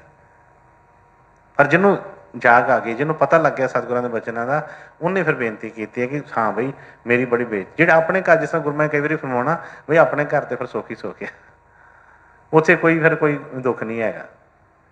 ਕਈ ਵਾਰੀ ਕਈ ਬੱਚਿਆਂ ਨੇ ਇਸ ਤਰ੍ਹਾਂ ਕੋਈ ਕਹਿ ਲਓ ਚੜ੍ਹਾਈ ਕਰ ਜਾਣੀ, ਕਿਸੇ ਨੇ ਕਹਿਣਾ ਕਿ ਇੱਦਾਂ ਗੁਰੂ ਮੈਂ ਕਹਿਣਾ ਦੇਖੋ ਬੇਟੇ ਇੱਥੇ ਕਿੰਨੇ ਤਰ੍ਹਾਂ ਦੁੱਖ, ਕਿੰਨੀ ਬਿਮਾਰੀਆਂ, ਕਿੰਨਾ ਕੁਛ ਸੀ, ਤੜਫਦੇ ਫਿਰਦੇ ਸੀ ਮੰਜਿਆਂ ਦੇ ਉੱਤੇ, ਬਈ ਹੁਣ ਜਿੱਥੇ ਆ ਉਹ ਹੁਣ ਕੋਈ ਗੱਲ ਨਹੀਂ ਹੈਗੀ। ਇੱਕ ਸਮਝਾਉਣ ਵਾਸਤੇ ਦੱਸਣਾ, ਠੀਕ ਹੈ ਨਾ। ਇਕੱਲਾ ਇਹ ਨਹੀਂ ਕਿ ਮਰ ਕੇ ਉਸ ਚੀਜ਼ 'ਚ ਪਹੁੰਚ ਜੀਦਾ ਆ। ਹਾਂ, ਸਤਿਗੁਰਾਂ ਦੇ ਬਚਨਾਂ ਦੇ ਕਰਕੇ ਜਦੋਂ ਗੁਰਮਤਿ ਜ਼ਿੰਮੇਵਾਰੀ ਚੁੱਕੀ ਹੋਵੇ, ਵਾਕਈ ਹੀ ਜਿੱਥੋਂ ਇਹ ਵਿਛੜੀ ਆਤਮਾ ਉੱਥੇ ਪਹੁੰਚ ਜਾਵੇ ਤੇ ਬਈ ਇਹਨੂੰ ਫਿਰ ਕੋਈ ਦੁੱਖ ਨਹੀਂ ਹੈਗਾ। ਹਾਂਜੀ। ਨਈਅਰ ਰਹੂੰ ਕਸ ਪੀਆ ਕਰ ਜਾਊਂ, ਬਹੁਤ ਮਰੇ ਮੇਰੇ ਮਾਨ। ਨਿਤ ਨਿਤ ਤਰਸੂੰ ਪਲ ਪਲ ਤੜਫੂੰ, ਕੋਈ ਧੋਵੇ ਮੇਰੀ ਚੁਨਰ ਆਨ। ਹਾਂਜੀ। ਕਾਮ ਦੁਸ਼ਟ और मन अपराधी, और लगावे कीचड़ सान। क्या कि नित नित तरसूं पल पल तड़पूं। ਵਾਕਈ ਹੀ ਜਿਸ ਤਰ੍ਹਾਂ ਪਹਿਲਾਂ ਗੱਲ ਕੀਤੀ ਹੈ ਕਿ ਲੜਕੀ ਆਪਣੇ ਘਰ ਦੇ ਵਿੱਚ ਜਦੋਂ ਉੱਥੇ ਆਪਣੇ ਪਤੀ ਦੇ ਘਰ ਤੋਂ ਵਿਛੜ ਕੇ ਉੱਧਰ ਗਈ ਹੋਵੇ ਤੇ ਫਿਰ ਉੱਥੇ ਕੋਈ 1 ਮਿੰਟ ਦਾ ਚੈਨ ਨਹੀਂ ਆਉਂਦਾ ਕਦੇ। ਧਿਆਨ ਤਾਂ ਵੈਸੇ ਵੀ, ਕਿਉਂਕਿ ਜਦੋਂ ਤੱਕ ਇਹ ਆਪਣੇ ਘਰ ਪਹੁੰਚੀ ਨਾ, ਇਹਦਾ ਧਿਆਨ ਨਹੀਂ ਟਿਕਣਾ ਹੈਗਾ। ਜਿੰਨਾ ਮਰਜ਼ੀ ਕੋਈ ਲੜਾਈ ਝਗੜਾ ਕੁਛ ਵੀ ਇਸ ਤਰ੍ਹਾਂ ਹੋ ਜਾਵੇ ਬਾਹਰਲੇ ਸੰਸਾਰੀ ਤੌਰ 'ਤੇ ਉਨੀ ਦੇਰ ਚੈਨ ਨਹੀਂ ਆਉਂਦਾ। ਭਾਵੇਂ ਮੂੰਹ ਤੋਂ ਕਹੀ ਵੀ ਜਾਵੇ ਕਿ ਠੀਕ ਹੈ ਮੈਂ ਨਹੀਂ ਜਾਣਾ, ਮੈਂ ਨਹੀਂ ਕਰਨਾ, ਪਰ ਧਿਆਨ ਹਮੇਸ਼ਾ ਹੀ ਉੱਥੇ ਖਿੱਚ ਹਮੇਸ਼ਾ ਹੁੰਦੀ ਹੈ। ਇਸੇ ਤਰ੍ਹਾਂ ਅਸੀਂ ਜਿਹੜੀ ਤੜਫ ਹੈ, ਕਈ ਵਾਰੀ ਸਾਨੂੰ ਕੋਲ ਦੁਨਿਆਵੀ ਤੌਰ 'ਤੇ ਪੈਸਾ ਵੀ ਬਹੁਤ ਹੁੰਦਾ ਹੈ, ਪਰਿਵਾਰ ਵੀ ਹੁੰਦਾ ਹੈ, ਬੱਚੇ ਵੀ ਹੁੰਦੇ ਨੇ, ਰੋਟੀ ਪਾਣੀ ਸਭ ਕੁਛ ਬੜਾ ਵਧੀਆ ਹੈ, ਪਰ ਫਿਰ ਵੀ ਕਈ ਵਾਰੀ ਕਹਿੰਦੇ ਮਨ ਨੂੰ ਸ਼ਾਂਤੀ ਨਹੀਂ, ਪਤਾ ਨਹੀਂ ਕੀ ਗੱਲ ਹੈ। ਪਤਾ ਨਹੀਂ ਕਾਹਦਾ ਫਿਕਰ ਹੈ, ਪਤਾ ਨਹੀਂ ਕਾਹਦੀ ਟੈਨਸ਼ਨ ਹੈ। ਇਹ ਉਸ ਆਤਮਾ ਦੀ ਕਸ਼ਿਸ਼ ਹੈ ਪਰਮਾਤਮਾ ਵਾਲੇ ਪਾਸੇ। ਇਹਨੂੰ ਸਭ ਕੁਝ ਇੱਥੇ ਮਿਲ ਜੇ। ਜਿਸ ਤਰ੍ਹਾਂ ਲੜਕੀ ਨੂੰ ਆਪਣੇ ਘਰ ਦੇ ਵਿੱਚ ਕੱਪੜਾ ਮਿਲੇ, ਰੋਟੀ ਮਿਲੇ, ਸਭ ਕੁਝ ਮਿਲੇ, ਪਰ ਬਈ ਉਹ ਪਤੀ ਵਾਲਾ ਪਿਆਰ ਨਹੀਂ ਉਹਨੂੰ ਮਿਲ ਸਕਦਾ, ਉਹ ਚੈਨ ਨਹੀਂ ਉਹਨੂੰ ਆਉਣਾ। ਇਸੇ ਤਰ੍ਹਾਂ ਹੀ ਸਾਡੇ ਕੋਲ ਇੱਥੇ ਸਭ ਕੁਝ ਹੈਗਾ, ਕਿਸੇ ਚੀਜ਼ ਦੀ ਕਮੀ ਨਹੀਂ ਹੈ, ਪਰ ਫਿਰ ਵੀ ਜਿਹੜੇ ਅਸੀਂ ਕਹਿੰਦੇ ਹਾਂ ਸੁੱਖ, ਜਿਸ ਤਰ੍ਹਾਂ ਉਹਨਾਂ ਫਰਮਾਇਆ ਹੈ ਕਿ ਵਸਤੂ ਕਹੀਂ ਢੂੰਡੇ ਕਹੀਂ ਕਿਸ ਬਿਦ ਆਵੇ ਹਾਥ। ਕਹਿੰਦੇ ਜਿਹੜੀ ਚੀਜ਼ ਨੂੰ ਇੱਥੇ ਲੱਭ ਰਹੇ ਹਾਂ ਉਹ ਤਾਂ ਇੱਥੇ ਹੈ ਹੀ ਨਹੀਂ। ਕਈ ਵਾਰੀ ਅਸੀਂ ਕਹਿੰਦੇ ਹਾਂ ਕਿ ਇੰਨੇ ਪੈਸੇ ਹੈਗੇ ਆ, ਇੰਨੇ ਇਕੱਠੇ ਹੋ ਜਾਣ ਫਿਰ ਖੁਸ਼ੀ ਆ ਜਾਣੀ ਹੈ। ਇੱਕ ਘਰ ਹੈਗਾ ਵਾ, ਇੱਕ ਫਲਾਣੀ ਜਗ੍ਹਾ ਵੀ ਘਰ ਬਣ ਜੇ ਫਿਰ ਚੈਨ ਆ ਜਾਏਗਾ। ਹੁਣ ਗੱਡੀ ਛੋਟੀ ਹੈਗੀ ਆ, ਵੱਡੀ ਗੱਡੀ ਆ ਜਾਏ ਫਿਰ ਚੈਨ ਆ ਜਾਏਗਾ। ਇਹਦੇ ਕੋਲ ਸਾਰੀ ਦੁਨੀਆ ਦੀਆਂ ਗੱਡੀਆਂ ਆ ਜਾਣ, ਸਾਰੀ ਦੁਨੀਆ ਦੇ ਕੋਠੀਆਂ ਕਾਰਾਂ ਆ ਜਾਣ, ਇਹਨੂੰ ਚੈਨ ਨਹੀਂ ਆਉਣਾ ਉਸ ਚੀਜ਼ ਦਾ। ਪਰ ਇਹ ਪਤਾ ਕਦੋਂ ਲੱਗੇਗਾ? ਕਈ ਵਾਰੀ ਬੱਚੇ ਇਸ ਗੱਲ ਤੋਂ ਕਈ ਵਾਰੀ ਬਹਿਸ ਵਾਲੀ ਗੱਲ ਜਾਂ ਕਹਿ ਲਓ ਕੁਝ ਕਰਦੇ ਆ ਕਿ ਨਹੀਂ ਜੀ ਸਾਡਾ ਆਹ ਨਿਸ਼ਾਨਾ, ਸਾਡਾ ਉਹ ਨਿਸ਼ਾਨਾ। ਬਈ ਇਹਨੂੰ ਨਿਸ਼ਾਨੇ ਦਾ ਕਿੱਥੋਂ ਪਤਾ ਲੱਗ ਗਿਆ? ਕਈ ਵਾਰੀ ਕਹਿੰਦਾ ਮੈਂ ਆਹ ਕੰਮ ਕਰਨਾ, ਫਿਰ ਮੈਂ ਆਪਣੀ ਮਰਜ਼ੀ ਨਾਲ ਇੱਦਾਂ ਕਰ ਲਵਾਂ, ਮੈਨੂੰ ਪਤਾ ਹੈ ਇਸ ਤਰ੍ਹਾਂ ਹੋਣਾ, ਇਸ ਤਰ੍ਹਾਂ ਹੋਣਾ। ਕਈ ਵਾਰੀ ਜਦੋਂ ਨਹੀਂ ਮੰਨਦਾ ਤਾਂ ਇਹਨੂੰ ਫਿਰ ਧੋਖਾ ਮਿਲਦਾ, ਕਿਉਂਕਿ ਸਮਾਂ ਤਾਂ ਉਹਨਾਂ ਹੀ ਸਾਰਿਆਂ ਕੋਲ। ਇੱਥੇ ਇਹ ਨਹੀਂ ਹੈ ਕਿ ਜਿੱਦਾਂ ਫਿਲਮ ਚੱਲੀ ਹੈ ਤੇ ਚਲੋ ਜੀ ਇੱਕ ਵਾਰੀ ਬਣ ਗਈ, ਨਹੀਂ ਕੁਝ ਸੀਨ ਪਸੰਦ ਆਇਆ ਤੇ ਕੱਟ ਕੇ ਫਿਰ ਦੂਜਾ ਭਰ ਦੇਵਾਂਗੇ, ਇਹ ਨਹੀਂ ਹੋਣਾ। ਇੱਕ ਵਾਰੀ ਜਿੰਨਾ ਟਾਈਮ ਮਿਲਿਆ ਵਾ ਇਹਨੂੰ ਹੀ ਬੜਾ, ਜਿਸ ਤਰ੍ਹਾਂ ਕਹਿੰਦੇ ਆ, ਕਦਮ ਫੂਕ ਫੂਕ ਕੇ ਧਰਨੇ ਪੈਣੇ ਆ। ਤੈਨੂੰ ਕਿਹਾ ਕਿ ਨਿਤ ਨਿਤ ਤਰਸੂੰ ਪਲ ਪਲ ਤੜਪੂੰ ਕੋਈ ਧੋਵੇ ਮੇਰੀ ਚੁਨਰਾਨ। ਇਹ ਸਤਿਗੁਰਾਂ ਦੇ ਚਰਨਾਂ 'ਚ ਬੇਨਤੀ ਅਰਦਾਸ ਹੋ ਰਹੀ ਸਾਰੀ ਕਿ ਬਹੁਤ ਸਤਿਗੁਰ ਜੀ ਮੈਂ ਦੁੱਖ ਪਾ ਰਹੇ ਹਾਂ, ਤੁਸੀਂ ਕਿਰਪਾ ਕਰੋ, ਕਿਉਂਕਿ ਇਹ ਆਤਮਾ ਜਿਹੜੀ ਹੈ ਪਰਮਾਤਮਾ ਕੋਲ ਉਦੋਂ ਤੱਕ ਮਿਲ ਨਹੀਂ ਸਕਦੀ ਜਦੋਂ ਤੱਕ ਇਹਦੇ ਉੱਤੇ ਦਾਗ ਨੇ। ਤੇ ਦਾਗ ਲਾਉਣ ਵਾਸਤੇ ਹੀ ਸਤਿਗੁਰ ਆਉਂਦੇ ਨੇ। ਗੁਰੂਆਂ ਨੂੰ ਫਰਮਾਉਣਾ ਕਿ ਬਈ ਇਹ ਜਿਹੜੀਆਂ ਜਿੰਨੀ ਜਲਦੀ ਇਹ ਇੱਥੋਂ ਹੌਲਾ ਹੋ ਜਾਏਗਾ, ਜਿੰਨੀ ਜਲਦੀ ਇਹ ਸਾਫ਼ ਹੋ ਜਾਏਗਾ ਤੇ ਉਨੀ ਜਲਦੀ ਇਹ 'ਤੇ ਦਇਆ ਕਿਰਪਾ ਹੋ ਜਾਏਗੀ, ਇਹ ਆਪਣੇ ਘਰ ਪਹੁੰਚ ਜਾਏਗਾ। ਕੋਈ ਐਸਾ ਨਹੀਂ ਕਿ ਪਹੁੰਚਣ ਨਹੀਂ। ਇੱਕ ਵਾਰੀ ਕਿਸੇ ਸਿੱਖ ਨੇ ਬੇਨਤੀ ਕੀਤੀ ਆਪਣੇ ਸਤਿਗੁਰਾਂ ਦੇ ਪਾਸ ਕਿ ਗੁਰੂ ਮਹਾਰਾਜ ਜੀ, ਸਤਿਗੁਰ ਤਾਂ ਤਾਕਤ ਹੁੰਦੇ ਨੇ, ਜਦੋਂ ਉਹ ਖੁਦ ਪਰਮਾਤਮਾ ਨੇ ਜੇ ਸਭ ਕੁਝ ਕਰ ਸਕਦੇ ਨੇ ਤੇ ਕੀ ਸਾਨੂੰ ਲਿਬੜਿਆਂ ਤੇ ਬੜਿਆਂ ਨੂੰ ਉੱਥੇ ਨਹੀਂ ਲੈ ਕੇ ਜਾ ਸਕਦੇ? ਗੁਰੂ ਮਹਾਰਾਜ ਕਹਿਣ ਲੱਗੇ ਲੈ ਕੇ ਜਾ ਸਕਦੇ ਆ, ਲਿਬੜਿਆਂ ਨੂੰ ਵੀ ਲੈ ਕੇ ਜਾ ਸਕਦੇ ਆ। ਪਰ ਸਾਫ਼ ਹੀ ਉਹ ਸੱਚਾਈ ਦੱਸੀ, ਕਹਿੰਦੇ ਬੇਟੇ ਉੱਥੇ ਟਿਕਾਈ ਨਹੀਂ ਹੋਣੀ ਇਹਦੀ, ਕਿਉਂਕਿ ਜਿਹੜੇ ਜਿਹੜੇ ਮਨ ਦੇ ਵਿੱਚ ਇਹਦੇ ਖਿਆਲ ਰਹਿ ਗਏ, ਜਦੋਂ ਤੱਕ ਉਹ ਪੂਰੇ ਨਹੀਂ ਹੋਏ, ਜਦੋਂ ਤੱਕ ਇਹਨੇ ਜਾਂ ਸਮਝ ਲਿਆ ਉਹਨਾਂ ਨੂੰ ਤੇ ਜਾਂ ਪੂਰੇ ਨਹੀਂ ਕੀਤੇ, ਉਦੋਂ ਤੱਕ ਉਹ ਚੀਜ਼ਾਂ ਨਹੀਂ ਹੋਣੀਆਂ। ਹੁਣ ਜੇ ਤੇ ਅਸੀਂ ਗੁਰੂ ਮਹਾਰਾਜ ਦੇ ਵਚਨ ਕਈ ਵਾਰੀ ਅਸੀਂ ਕਹਿੰਦੇ ਹਾਂ, ਗੁਰੂ ਮਹਾਰਾਜ ਕਿਉਂ ਫਰਮਾਉਂਦੇ ਹੁੰਦੇ ਸੀ ਕਿ ਠੀਕ ਹੈ ਬੇਟੇ, ਕਿ ਉਹ ਕਹਿੰਦੇ ਮੰਗਣਾ ਕੀ ਹੈ ਗੁਰੂ ਕੋਲ? ਕਹਿੰਦੇ ਬਿਨ ਬੋਲੇ ਸਭ ਕੁਝ ਜਾਣਦਾ, ਕਿਸ ਆਗੇ ਕੀਤੇ ਅਰਦਾਸ। ਹੁਣ ਇਹ ਗੱਲ ਕਹਿ ਲੈਣੀ ਤਾਂ ਬੜੀ ਸੌਖੀ ਹੈ ਕਿ ਬਿਨ ਬੋਲੇ ਸਭ ਕੁਝ ਜਾਣਦਾ, ਪਰ ਜਾਣਦਾ ਕੀ? ਅਸੀਂ ਕਹਿੰਦੇ ਇਹਨਾਂ ਨੂੰ ਪਤਾ ਹੀ ਹੈ ਮੈਨੂੰ ਪੈਸਾ ਚਾਹੀਦਾ ਵਾ ਇਹਨਾਂ ਨੂੰ ਪਤਾ ਹੀ ਹੈ ਮੈਨੂੰ ਕੋਠੀ ਚਾਹੀਦੀ ਹੈ, ਮੈਂ ਬੋਲ ਕਿਉਂ ਕਿ ਦੱਸਾਂ? ਸਾਨੂੰ ਇਹ ਅਸੀਂ ਸੋਚਦੇ ਹਾਂ, ਪਰ ਜਿਹੜੇ ਉਹਨਾਂ ਨੇ ਵਚਨ ਫਰਮਾਏ ਨੇ ਉਹ ਕੁਛ ਹੋਰ ਨੇ। ਉਹਨਾਂ ਨੂੰ ਵਾਕਿਆ ਹੀ ਪਤਾ ਹੈ ਕਿ ਸਾਨੂੰ ਕੀ ਚਾਹੀਦਾ ਹੈ। ਅਸਲੀ ਪਰ ਜੇ ਸਾਨੂੰ ਦੱਸ ਦੇਣ ਜੇ ਸਾਨੂੰ ਉਸ ਪਾਸੇ, ਤੇ ਫਿਰ ਸਾਨੂੰ ਚੈਨ ਕਿੱਥੇ ਆਉਂਦਾ ਹੈ? ਕਿਉਂਕਿ ਮਨ ਦੇ ਅੰਦਰ ਤੇ ਸਾਡੇ ਕਈ ਚੀਜ਼ਾਂ ਭਰੀਆਂ ਪਈਆਂ ਹੁੰਦੀਆਂ ਕਿ ਆਹ ਚਾਹੀਦਾ, ਉਹ ਚਾਹੀਦਾ, ਲਿਸਟਾਂ ਬੜੀਆਂ ਤਗੜੀਆਂ ਨੇ, ਤੇ ਉਹ ਜਦੋਂ ਚੀਜ਼ ਨਹੀਂ ਮਿਲਦੀ, ਹੁਣ ਉਹ ਸੱਚਾਈ ਤਾਂ ਹੈਗੀ ਹੈ ਕਿ ਠੀਕ ਹੈ ਵੀ ਇੱਥੇ ਜੋ ਕੁਛ ਵੀ ਹੈਗਾ ਇਹ ਇੱਥੇ ਹੀ ਰਹਿ ਜਾਣਾ, ਸਭ ਨੂੰ ਪਤਾ ਵੀ ਹੈ, ਸਭ ਕਹਿੰਦੇ ਵੀ ਹੈ, ਲੇਕਿਨ ਫਿਰ ਵੀ ਜਿਸ ਤਰ੍ਹਾਂ ਕਹਿੰਦੇ ਆ ਕਿ ਜੋ ਆ ਜਾਏ ਮੇਰੇ ਕੋਲ ਆ ਜਾਏ ਉਹਨਾਂ ਹੀ ਥੋੜ੍ਹਾ, ਇਕੱਠਾ ਹੀ ਕਰੀ ਜਾਈਏ, ਇਕੱਠਾ ਹੀ ਕਰੀ ਜਾਈਏ। ਠੀਕ ਹੈ, ਰੋਟੀ ਪਾਣੀ ਵੀ ਖਾਣਾ ਹੈ, ਫਿਕਰ ਹੁੰਦਾ ਹੈ, ਜਿੰਨੀ ਕੁ ਇਨਸਾਨ ਦੀ ਜ਼ਰੂਰਤਾਂ ਨੇ ਉਹਨਾਂ ਕੁ ਕੁਛ ਵੀ ਕਹਿ ਲਓ, ਸੇਵਿੰਗ ਕਹਿ ਲਓ ਕਈ ਵਾਰੀ, ਠੀਕ ਹੈ, ਉਹਨਾਂ ਮਾਣ ਸਾਡਾ ਨਹੀਂ ਬਣਦਾ ਇੰਨਾ। ਗੁਰਮੇ ਦੇ ਫਰਮਾਉਂਦੇ ਹੁੰਦੇ, ਇੱਕ ਸਤਸੰਗ ਜੀ ਫਰਮਾਇਆ ਕਿ ਵੀ ਖਾ ਪੀ ਕੇ ਭਾਂਡੇ ਮੁੱਧੇ ਮਾਰੋ, ਗੁਰੂ ਹੋਏਗਾ ਸਵੇਰੇ ਫਿਰ ਭਰ ਦੇਗਾ। ਪਰ ਐਡਾ ਤਾਂ ਮੈਨੂੰ ਨਹੀਂ ਲੱਗਦਾ ਕੋਈ ਅਸੀਂ ਸਾਡੇ 'ਚ ਕੋਈ ਇਸ ਤਰ੍ਹਾਂ ਹੋਏ ਕਿ ਖਾ ਪੀ ਕੇ ਭਾਂਡੇ ਮੁੱਧੇ ਮਾਰੇਗਾ। ਹਾਂਜੀ, ਕਿਤੇ ਇੱਥੇ ਲਾਗੇ ਕਿਤੇ ਜਾਣਾ ਹੋਵੇ ਨਾਲ ਦੇ ਸ਼ਹਿਰ 'ਚ, ਜੇਬ 'ਚ ਕਿਰਾਇਆ ਨਾ ਹੋਵੇ, ਕਿਤੇ ਪਰਸ ਡੇਗ ਪਏ ਤੇ ਐਂ ਅੱਖਾਂ ਹੋ ਜਾਂਦੀਆਂ ਨੇ ਪੁੱਠੀਆਂ ਕਿ ਹੁਣ ਕਿੱਦਾਂ ਗੱਲ ਬਣੇਗੀ। ਪਰ ਹੁੰਦਾ ਸਭ ਕੁਛ ਜਿੱਦਾਂ ਮਰਜ਼ੀ ਉਹ ਕਰਦੇ ਨੇ, ਪੂਰਾ ਜਿਸ ਤਰ੍ਹਾਂ ਮਰਜ਼ੀ ਹੋਵੇ ਹੋਏਗਾ ਜ਼ਰੂਰ, ਪਰ ਇਹ ਵਿਸ਼ਵਾਸ ਭਰੋਸਾ ਨਹੀਂ ਆਉਂਦਾ।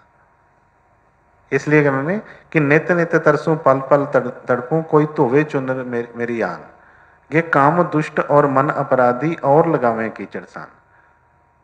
ਕਿ ਅਸੀਂ ਤੇ ਧੋਣ ਦੀ ਗੱਲ ਕਰਦੇ ਹਾਂ, ਜਿਸ ਤਰ੍ਹਾਂ ਬਚਨ ਮੰਨਣ ਦੀ ਗੱਲ ਕਰਦੇ ਹਾਂ, ਹੁੰਦਾ ਕੀ ਆ, ਬਚਨ ਮੰਨਣਾ ਤਾਂ ਛੱਡਿਆ, ਹੋਰ ਕਈ ਐਸੀਆਂ ਕਰਤੂਤਾਂ ਕਰ ਲੈਂਦੇ ਆ ਕਿ ਜਿਹੜੀਆਂ ਹੋਰ ਗੁਰੂਆਂ ਦੀ ਕਹਿ ਲਓ ਸਤਿਗੁਰਾਂ ਦੀ ਦਇਆ ਤੋਂ ਪਿੱਛੇ ਹੋ ਜਾਂਦੇ ਆ। ਸੋਚਣਾ ਤਾਂ ਚਾਹੁੰਦੇ ਤਾਂ ਅਸੀਂ ਇਹ ਆ ਕਿ ਅਸੀਂ ਜਿਹੜੇ ਵਚਨ ਸਾਨੂੰ ਹੁਕਮ ਲੱਗੇ ਨੇ ਉਹ ਮੰਨਣੇ ਨੇ। ਚਲੋ ਕਮ ਸੇ ਕਮ ਜੇ ਮੰਨੇ ਨਹੀਂ ਜਾਂਦੇ ਤਾਂ ਕੋਈ ਐਸਾ ਕੰਮ ਵੀ ਨਾ ਕਰੇ ਕਿ ਜਿਹੜਾ ਉਹਨਾਂ ਨੇ ਕਿਹਾ ਨਹੀਂ ਕਰਨਾ। ਮੰਨਣ ਵਾਲੇ ਤੇ ਮੰਨੇ ਨਹੀਂ ਜਾਂਦੇ, ਹੋਰ ਸਗੋਂ ਉਲਟੇ ਕੰਮ ਕਿਹੜੇ ਹੁੰਦੇ ਨੇ ਕਿ ਜਿਹੜੇ ਉਹਨਾਂ ਨੇ ਕਿਹਾ ਕਿ ਇਹ ਨਹੀਂ ਕਰਨੇ, ਹੋਰ ਉਲਟੇ ਉਹੀ ਕੰਮ ਹੁੰਦੇ। ਇਹ ਕਹਿੰਦੇ ਨੇ ਕਿ ਮਨ ਅਪਰਾਧੀ, ਇਹ ਅਪਰਾਧੀ ਹੈ। ਕਾਮ ਦੁਸ਼ਟ ਕਹਿ ਕੇ, ਕਾਮ ਦੁਸ਼ਟ ਔਰ ਮਨ ਅਪਰਾਧੀ। ਕਾਮਨਾਵਾਂ ਜਿਹੜੀਆਂ ਜਿੰਨੀਆਂ ਵੀ ਕਾਮਨਾਵਾਂ ਨੇ ਦੁਨੀਆ 'ਚ, ਜਿੰਨੀਆਂ ਕਾਮਨਾ ਤ੍ਰਿਸ਼ਨਾ ਹੈਗੀਆਂ ਨੇ, ਸਾਰਾ ਕਾਮ ਦਾ ਹੀ ਰੂਪ ਹੈ। ਹੁਣ ਕਾਮ ਦੁਸ਼ਟ ਔਰ ਮਨ ਅਪਰਾਧੀ ਔਰ ਤੋਂ ਲਗਾਵੇਂ ਕੀਚੜ ਸਾਨ, ਕਹਿੰਦੇ ਇਹ ਤੇ ਮੇਰੇ ਹੋਰ ਚੁਨਰੀ ਨੂੰ ਗੰਦੀ, ਆਤਮਾ ਨੂੰ ਗੰਦੀ ਕਰੀ ਜਾ ਰਹੇ ਨੇ, ਇਹ ਹੋਰ ਭਾਰ ਵਧਾਈ ਜਾ ਰਹੇ ਨੇ ਮੇਰਾ, ਕਿ ਕਦੋਂ ਇਹ ਸਾਫ਼ ਹੋਏਗਾ ਤੇ ਕਦੋਂ ਮੈਂ ਆਪਣੇ ਘਰ ਜਾਵਾਂਗੇ। ਇਸ ਕਰਕੇ ਜਦੋਂ ਜਾਗ ਆਉਂਦੀ ਹੈ ਨਾ, ਜਿਸ ਤਰ੍ਹਾਂ ਪਿੱਛੇ ਉਹਨਾਂ ਨੇ ਕਿਹਾ ਕਿ ਦੱਸਿਆ ਕਿ ਮੇਰੀ ਚੁਨਰੀ ਮੈਲੀ ਹੈ, ਤੇ ਫਿਰ ਜਿਸ ਤਰ੍ਹਾਂ ਕਈ ਵਾਰੀ ਦੱਸਿਆ ਕਿ ਸ਼ਬਦ ਬੋਲਦੀਆਂ ਹੁੰਦੀਆਂ ਭੈਣਾਂ ਕਿ ਸਤਿਗੁਰ ਪਿਆ ਮੇਰੀ ਰੰਗ ਦੋ ਚੁਨਰੀ ਆ, ਉਹਦੇ ਹਵਾਲੇ ਕਰ ਦਿੱਤੀ। ਜਿਹਨਾਂ ਨੇ ਹਵਾਲੇ ਕਰ ਦਿੱਤੀ ਉਹੀ ਉਹ ਤੇ ਰੰਗ ਲੱਗੇਗਾ ਕੋਈ। ਚੁੰਨੀ ਅਸੀਂ ਆਪਣੇ ਜਿਸ ਤਰ੍ਹਾਂ ਬਾਹਰ ਦੇ ਤੌਰ 'ਤੇ ਅਸੀਂ ਦੁਪੱਟੇ ਦੀ ਗੱਲ ਕਰਦੇ ਹਾਂ, ਅਸੀਂ ਘਰ ਲੈ ਜਾਈਏ ਤੇ ਉਹਨੂੰ ਜਿਹੜਾ ਲਲਾਰੀ ਉਹਨੂੰ ਕਹੀਏ ਕਿ ਇਹਨੂੰ ਰੰਗ ਦੀ, ਉਹ ਕਿੱਦਾਂ ਰੰਗੇਗਾ? ਉਹ ਤਾਂ ਉਹਦੇ ਕੋਲ ਹੀ ਛੱਡਣੀ ਪਏਗੀ। ਤੇ ਮੈਂ ਕਿ ਸਤਿਗੁਰ ਪਿਆ ਮੇਰੀ ਰੰਗ ਦੋ ਚੁਨਰੀ ਆ। ਫਿਰ ਅੱਗੇ ਉਹਨੇ ਕਿਹਾ ਕਿ ਲਾਲ ਨਾ ਰੰਗਾਓ ਹਰੀ ਨਾ ਰੰਗਾਓ, ਐਸੀ ਰੰਗੋ ਜੈਸੇ स्वामी की पगड़ी है। ਕਿਉਂਕਿ ਸਾਰੇ ਹੀ ਰੰਗ ਇੱਥੇ ਜਿਹੜੇ ਝੂਠੇ ਨੇ, ਕੋਈ ਵੀ ਇੱਥੇ ਰੰਗ ਜਿਹੜਾ ਆ ਕੋਈ ਐਸਾ ਨਹੀਂ ਹੈਗਾ ਕੋਈ ਕਿ ਜਿਹੜਾ, ਸਭ ਕੱਚੇ ਰੰਗ ਨੇ ਦੁਨੀਆ ਦੇ। ਜਿੰਨੇ ਮਰਜ਼ੀ, ਜਿੰਨੇ ਅਸੀਂ ਰੰਗ ਦੇਖਦੇ ਪਏ ਹਾਂ, ਚਾਹੇ ਸਰੀਰ ਦੀ ਤੰਦਰੁਸਤੀਆਂ ਵਾਸਤੇ, ਉਹ ਇੱਕ ਗੁਰਦਾਸ ਮਾਨ ਦਾ ਗਾਣਾ ਹੈਗਾ ਸੀ ਕਿ ਇਸ ਤਨ ਨੇ ਮੁੱਕ ਜਾਣਾ ਚਾਹੇ ਰੋਜ਼ ਮਾਲਸ਼ਾਂ ਕਰੀਏ। ਜਿੰਨੀ ਮਰਜ਼ੀ ਅਸੀਂ ਕਰੀਏ ਜੋ ਮਰਜ਼ੀ, ਤੇ ਕੀ ਮਤਲਬ ਕੀ ਸੋਚੋ ਕਿ ਕਿੰਨਾ ਕੀ ਫਰਕ ਪਏਗਾ? ਪੈਸਾ ਜਿੰਨਾ ਮਰਜ਼ੀ ਕਮਾ ਲਈਏ, ਪੈਸੇ ਦਾ ਰੰਗ ਹੈ ਤੇ ਕੀ ਅਸੀਂ ਨਾਲ ਲੈ ਜਾਵਾਂਗੇ? ਘਰ ਜਿੰਨੇ ਮਰਜ਼ੀ ਸਬਜ਼ੀਆਂ ਬਣਾ ਲਈਏ, ਇੱਥੋਂ ਹਿਲਾ ਕੇ ਕਿਤੇ ਨਹੀਂ ਖੜ ਸਕਦੇ ਅਸੀਂ। ਤੇ ਇਹ ਜਿੰਨੇ ਵੀ ਰੰਗ ਨੇ, ਉਹਨਾਂ ਕਿਹਾ ਕਿ ਇਹ ਜਿਹੜੇ ਰੰਗ ਕੱਚੇ ਨੇ ਸਾਰੇ, ਤੇ ਇਹ ਸਾਰੇ ਹੀ ਢਹਿ ਜਾਣੇ ਨੇ। ਇਸ ਕਰਕੇ ਉਹਨਾਂ ਕਿ ਸਤਿਗੁਰ ਪਿਆ ਮੇਰੀ ਰੰਗ ਦੋ ਚੁਨਰੀ ਆ। ਸਤਿਗੁਰਾਂ ਨੇ ਅੱਗੇ ਬੇਨਤੀ ਕੀਤੀ ਕਿ ਤੁਸੀਂ ਦਇਆ ਕਰੋ, ਆਪਣੇ ਹੁਕਮ ਵਾਲੇ ਰੰਗ ਦੇ ਵਿੱਚ, ਆਪਣੇ ਵਚਨਾਂ ਦੇ ਰੰਗ ਦੇ ਵਿੱਚ ਇਹਨੂੰ ਮੈਨੂੰ ਰੰਗ ਦਿਓ। ਤੇ ਇਸੇ ਤਰ੍ਹਾਂ ਸਿੱਖ ਜਦੋਂ ਬੇਨਤੀ ਕਰਦਾ ਹੈ ਤੇ ਫਿਰ ਉਹ ਵੀ ਦਇਆ ਕਰਦੇ ਨੇ, ਕਿਉਂਕਿ ਮਨ ਦੇ ਵਿੱਚ ਇੱਕ ਕਸ਼ਿਸ਼ ਵੀ ਤੇ ਹੋਵੇ ਨਾ। ਮਨ ਦੇ ਵਿੱਚ ਇੱਕ ਕੋਈ ਉਹ ਜਿਹੜੀ ਜਿਸ ਤਰ੍ਹਾਂ ਇੱਕ ਖਿੱਚ ਹੋਵੇ, ਇੱਕ ਤਿਆਗ ਹੋਵੇ, ਇੱਕ ਚਾਹਤ ਹੋਵੇ ਉਸ ਚੀਜ਼ ਦੀ। ਜਿਸ ਤਰ੍ਹਾਂ ਭੁੱਖ ਲੱਗਦੀ ਹੈ ਤੇ ਰੋਟੀ ਲੱਭਦੇ ਦਵਾ ਹੁੰਦਾ ਕਿ ਕੋਈ ਚੀਜ਼ ਮਿਲ ਜਾਵੇ, ਇਸੇ ਤਰ੍ਹਾਂ ਜਦੋਂ ਭੁੱਖ ਲੱਗੇਗੀ ਤੇ ਫਿਰ ਇਹਦੀਆਂ ਸ਼ਰਤਾਂ ਨਹੀਂ ਹੋਣਗੀਆਂ। ਫਿਰ ਉਹਨੇ ਕਿਹਾ, ਜਿਸ ਤਰ੍ਹਾਂ ਕਿ ਕਿਹਾ ਨਾ ਕਿ ਬਿਨਾਂ ਰੰਗਾਏ ਮੈਂ ਤਾਂ ਨਹੀਂ ਜਾਊਂਗੀ, ਬੀਤ ਜਾਏ ਚਾਹੇ ਸਾਰੀ ਉਮਰ ਹੀ। ਕਹਿੰਦੇ ਕਿ ਇਹ ਉਮਰ ਤੇ ਕੁਛ ਨਹੀਂ, ਪਤਾ ਨਹੀਂ ਕਿੰਨੀ 84 ਲੱਖ ਜੂਨਾਂ 'ਚ ਕਿੰਨੀ ਥਾਂ ਅੱਗੇ ਭੁਗਤੀ।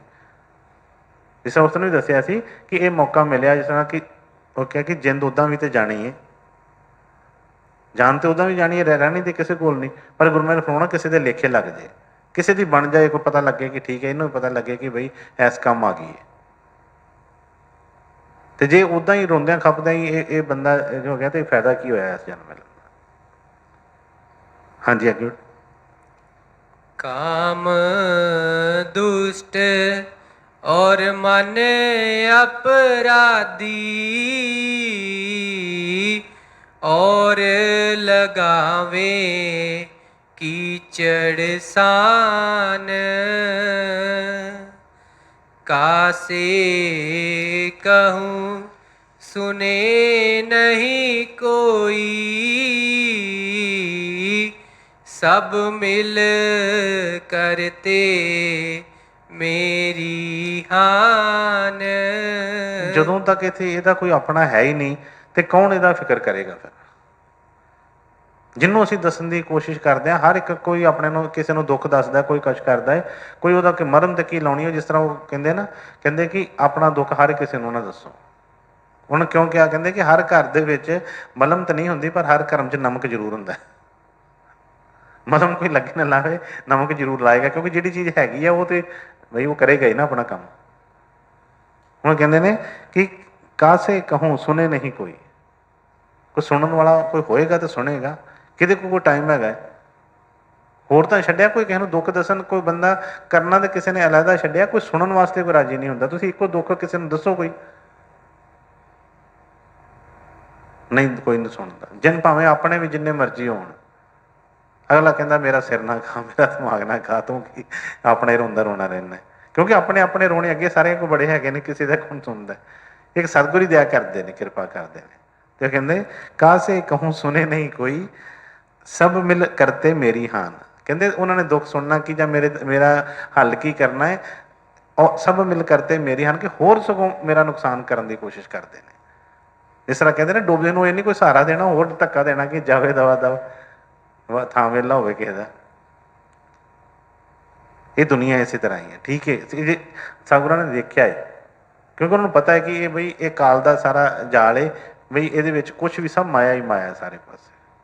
ਜਿੰਨੇ ਮਰਜ਼ੀ ਅਸੀਂ ਗੱਲ ਕਰੀਏ ਤੇ ਸੋਚ ਕੇ ਦੇਖੀਏ, ਅਸੀਂ ਵੀ ਤਾਂ ਸਭ ਵਿੱਚ ਆਉਂਦੇ। ਕਿਹੜਾ ਬੰਦਾ ਹੈ ਕਿ ਜਿਹੜਾ ਕਿਸੇ ਮਤਲਬ ਤੋਂ ਬਗੈਰ ਕਿਸੇ ਨਾਲ ਚੱਲਦਾ?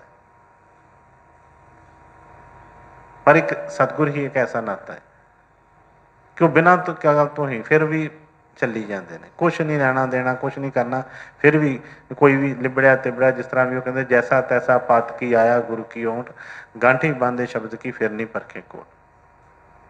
ਪਤਾ ਹੈ ਸਭ ਕੁਛ, ਜਿਸ ਦਿਨ ਅਸੀਂ ਉਹਨੇ ਕਿ ਦੱਸਦੇ ਨਹੀਂ ਹੈ ਜਾਂ ਕੋਈ ਉਹਨਾਂ ਨੂੰ ਪਤਾ ਨਹੀਂ ਹੁੰਦਾ। ਸਭ ਪਤਾ ਹੈ ਕਿ ਕੀ ਕੀ ਸਾਡੀਆਂ ਕਿੱਥੇ ਕਿੱਥੇ ਜਿਹੜੀਆਂ ਮਨ 'ਚ ਕਿੱਥੇ ਕਿੱਥੇ ਕਿਹੜਾ ਕਿਹੜਾ ਚਾਲਾਂ ਚੱਲ ਰਹੀਆਂ ਨੇ, ਪਰ ਫਿਰ ਜਾਣਦੇ ਹੋਏ ਵੀ ਸਾਨੂੰ ਹੱਸ ਕੇ ਮਿਲਦੇ ਨੇ। ਕਦੀ ਨਹੀਂ ਮੱਥੇ ਵੱਟ ਪਾਉਂਦੇ ਕਿ ਨਹੀਂ ਬਈ ਵੀ ਤੇਰੇ ਮਨ 'ਚ ਤੇ ਆਹ ਚੀਜ਼ਾਂ ਨੇ। ਇਸ ਕਰਕੇ ਉਹਨਾਂ ਦੇ ਕੋਲ ਹੀ ਐਸੇ ਹੀ ਸਤਿਗੁਰ ਦੇ ਅੱਗੇ ਹੀ ਆਪਣੀ ਆਤਮਾ ਜਿਹੜੀ ਆ ਭੇਟ ਕਰ ਸਕਦੇ ਆ। ਹੋਰ ਇਹਦੀ ਆਤਮਾ ਦਾ ਹੱਕਦਾਰ ਕੌਣ ਹੈ?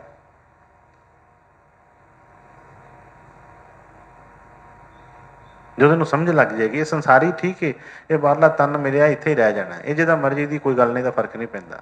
ਪਰ ਉਹ ਜਿਹੜੀ ਆਤਮਾ ਹੈ ਉਹ ਤੇ ਸਿਰਫ ਬਈ ਉਸੇ ਦੀ। ਤੈਨੂੰ ਕਿਹਾ ਕਿ ਕਾਸੇ ਕਹੂੰ ਸੁਣੇ ਨਹੀਂ ਕੋਈ, ਸਭ ਕਰ ਮਿਲ ਕਰਤੇ ਮੇਰੀ ਹਾਨ। ਹਾਂਜੀ ਅੱਗੇ ਬੇਟੇ। कासे कहूँ सुने नहीं कोई, सब मिल करते मेरी हान। सखी सहेली सब जुड़ आई, ਲਗੀ ਭੇਦ ਬਤਲਾਨ। ਹੁਣ ਇਹਦੇ ਵਿੱਚ ਵੀ ਜਿਹੜਾ ਭੇਦ ਛੁਪਿਆ, ਜਿਹੜਾ ਰਹੱਸ ਛੁਪਿਆ ਹੈ, ਉਹਨੂੰ ਸਮਝਣ ਦੀ ਜ਼ਰੂਰਤ ਹੈ। ਮੈਂ ਕਈ ਵਾਰੀ ਕਿਹਾ ਕਿ ਜੇ ਸਤਿਗੁਰ ਸਵਾਲ ਦੀ ਗੱਲ ਅਸੀਂ ਕਰਦੇ ਹਾਂ ਤਾਂ ਜਵਾਬ ਵੀ ਦਿੰਦੇ ਨੇ ਨਾਲ ਸਾਨੂੰ। ਕੋਈ ਐਸਾ ਨਹੀਂ ਕਿ ਕੋਈ ਭਟਕਣਾ 'ਚ ਪਾ ਦਿੰਦੇ ਆ, ਪਰ ਸਮਝਣ ਵਾਲਾ ਹੋਵੇ ਸੀ, ਸਮਝਣ ਦੀ ਯਤਨ ਕਰੇ, ਇਹ ਬਈ ਉਸ ਰਸਤੇ 'ਤੇ ਆਉਣਾ ਚਾਹਵੇ, ਇਹਨੂੰ ਸਮਝ ਲੱਗ ਜਾਂਦੀ ਹੈ। ਹੁਣ ਸੁਣਾਉਂਦੇ ਨੇ ਕਿ ਸਖੀ ਸਹੇਲੀ ਸਭ ਜੁੜ ਆਈ, ਲੱਗੀ ਭੇਦ ਬਤਲਾਨ। ਸਖੀ ਸਹੇਲੀ ਕਿਹੜੀ ਹੈ? ਤੇ ਸਤਿਗੁਰਾਂ ਦੇ ਅਸੀਂ ਵਚਨ ਸੁਣੇ ਆ। ਸਤਿਗੁਰਾਂ ਨੇ ਫਰਮਾਉਣਾ ਕਿ ਬਈ ਗੁਰ ਭਾਈ ਦਾ ਰਿਸ਼ਤਾ ਜਿਹੜਾ ਆ ਇਹ ਗੁਰੂ ਵਰਗਾ ਹੀ।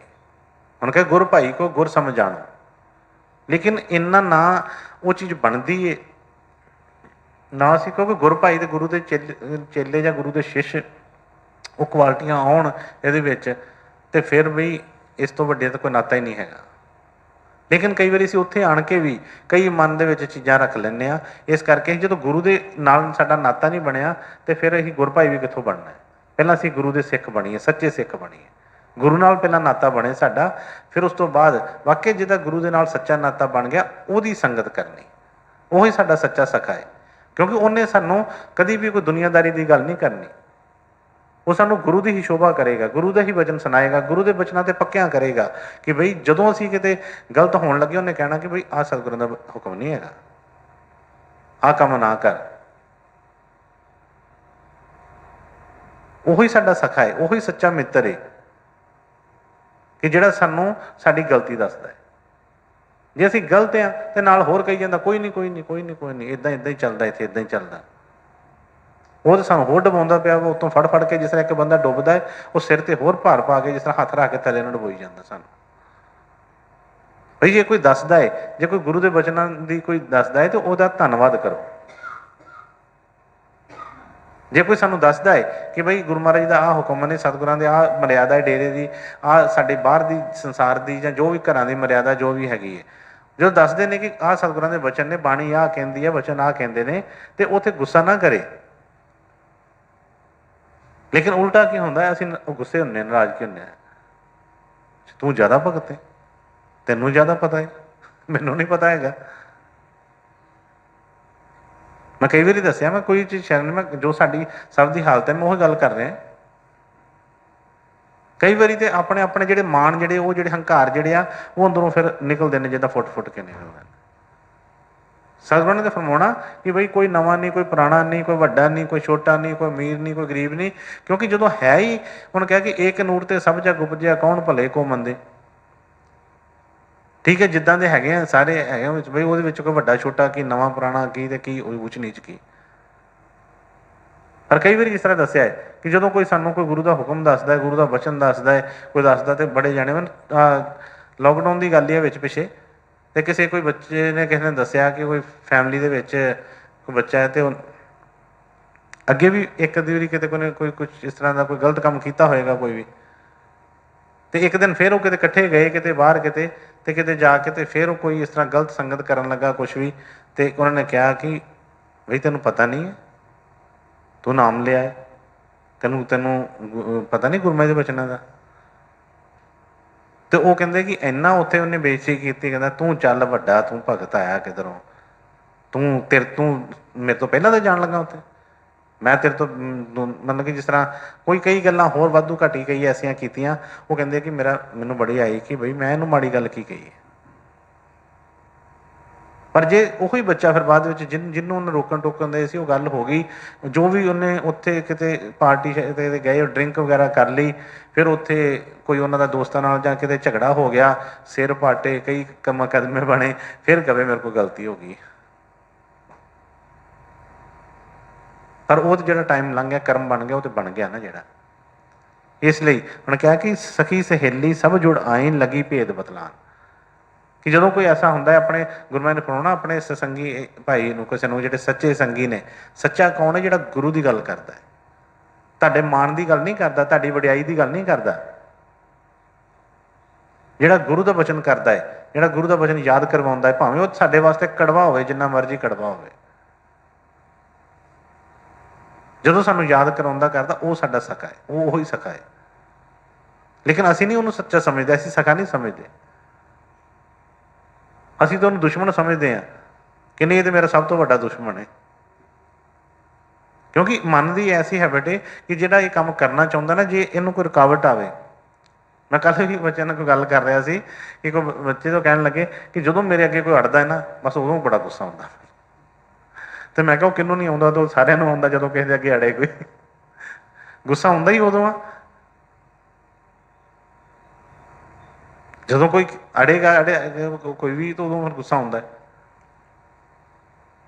ਤੇ ਅੜਨਾ ਚਲੋ ਕੋਈ ਮਾੜੀ ਗੱਲ ਹੋਵੇ ਤਾਂ ਉਹ ਤੇ ਗੱਲ ਮੰਨਿਆ, ਜਦੋਂ ਕੋਈ ਸਹੀ ਗੱਲ ਕਰ ਰਿਹਾ ਜਾਂ ਕੋਈ ਕਰ ਰਿਹਾ ਹੈ, ਤੇ ਬੰਦਾ ਪਤਾ ਇਹਨੂੰ ਸਭ ਕੁਛ ਹੁੰਦਾ ਹੈ ਕਿ ਕਿਹੜੀ ਗੱਲ ਸਹੀ ਹੈ, ਕਿਹੜੀ ਗਲਤ ਹੈ।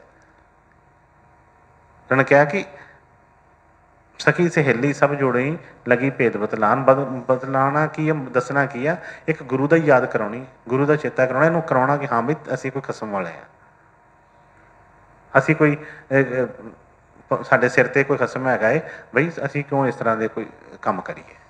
ਹਾਂਜੀ ਬੇਟੇ।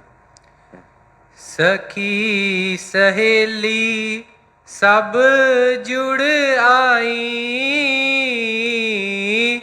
ਲਗੀ ਭੇਦ ਬਤਲਾਨ। ਰਾਧਾ ਸੁਆਮੀ ਤੂੰ ਬਿਆ ਪਾਰੀ, ਪ੍ਰਗਟੇ ਆਏ ਜਹਾਨ। ਰਾਧਾ ਸੁਆਮੀ ਜੀ, ਰਾਧਾ ਸੁਆਮੀ।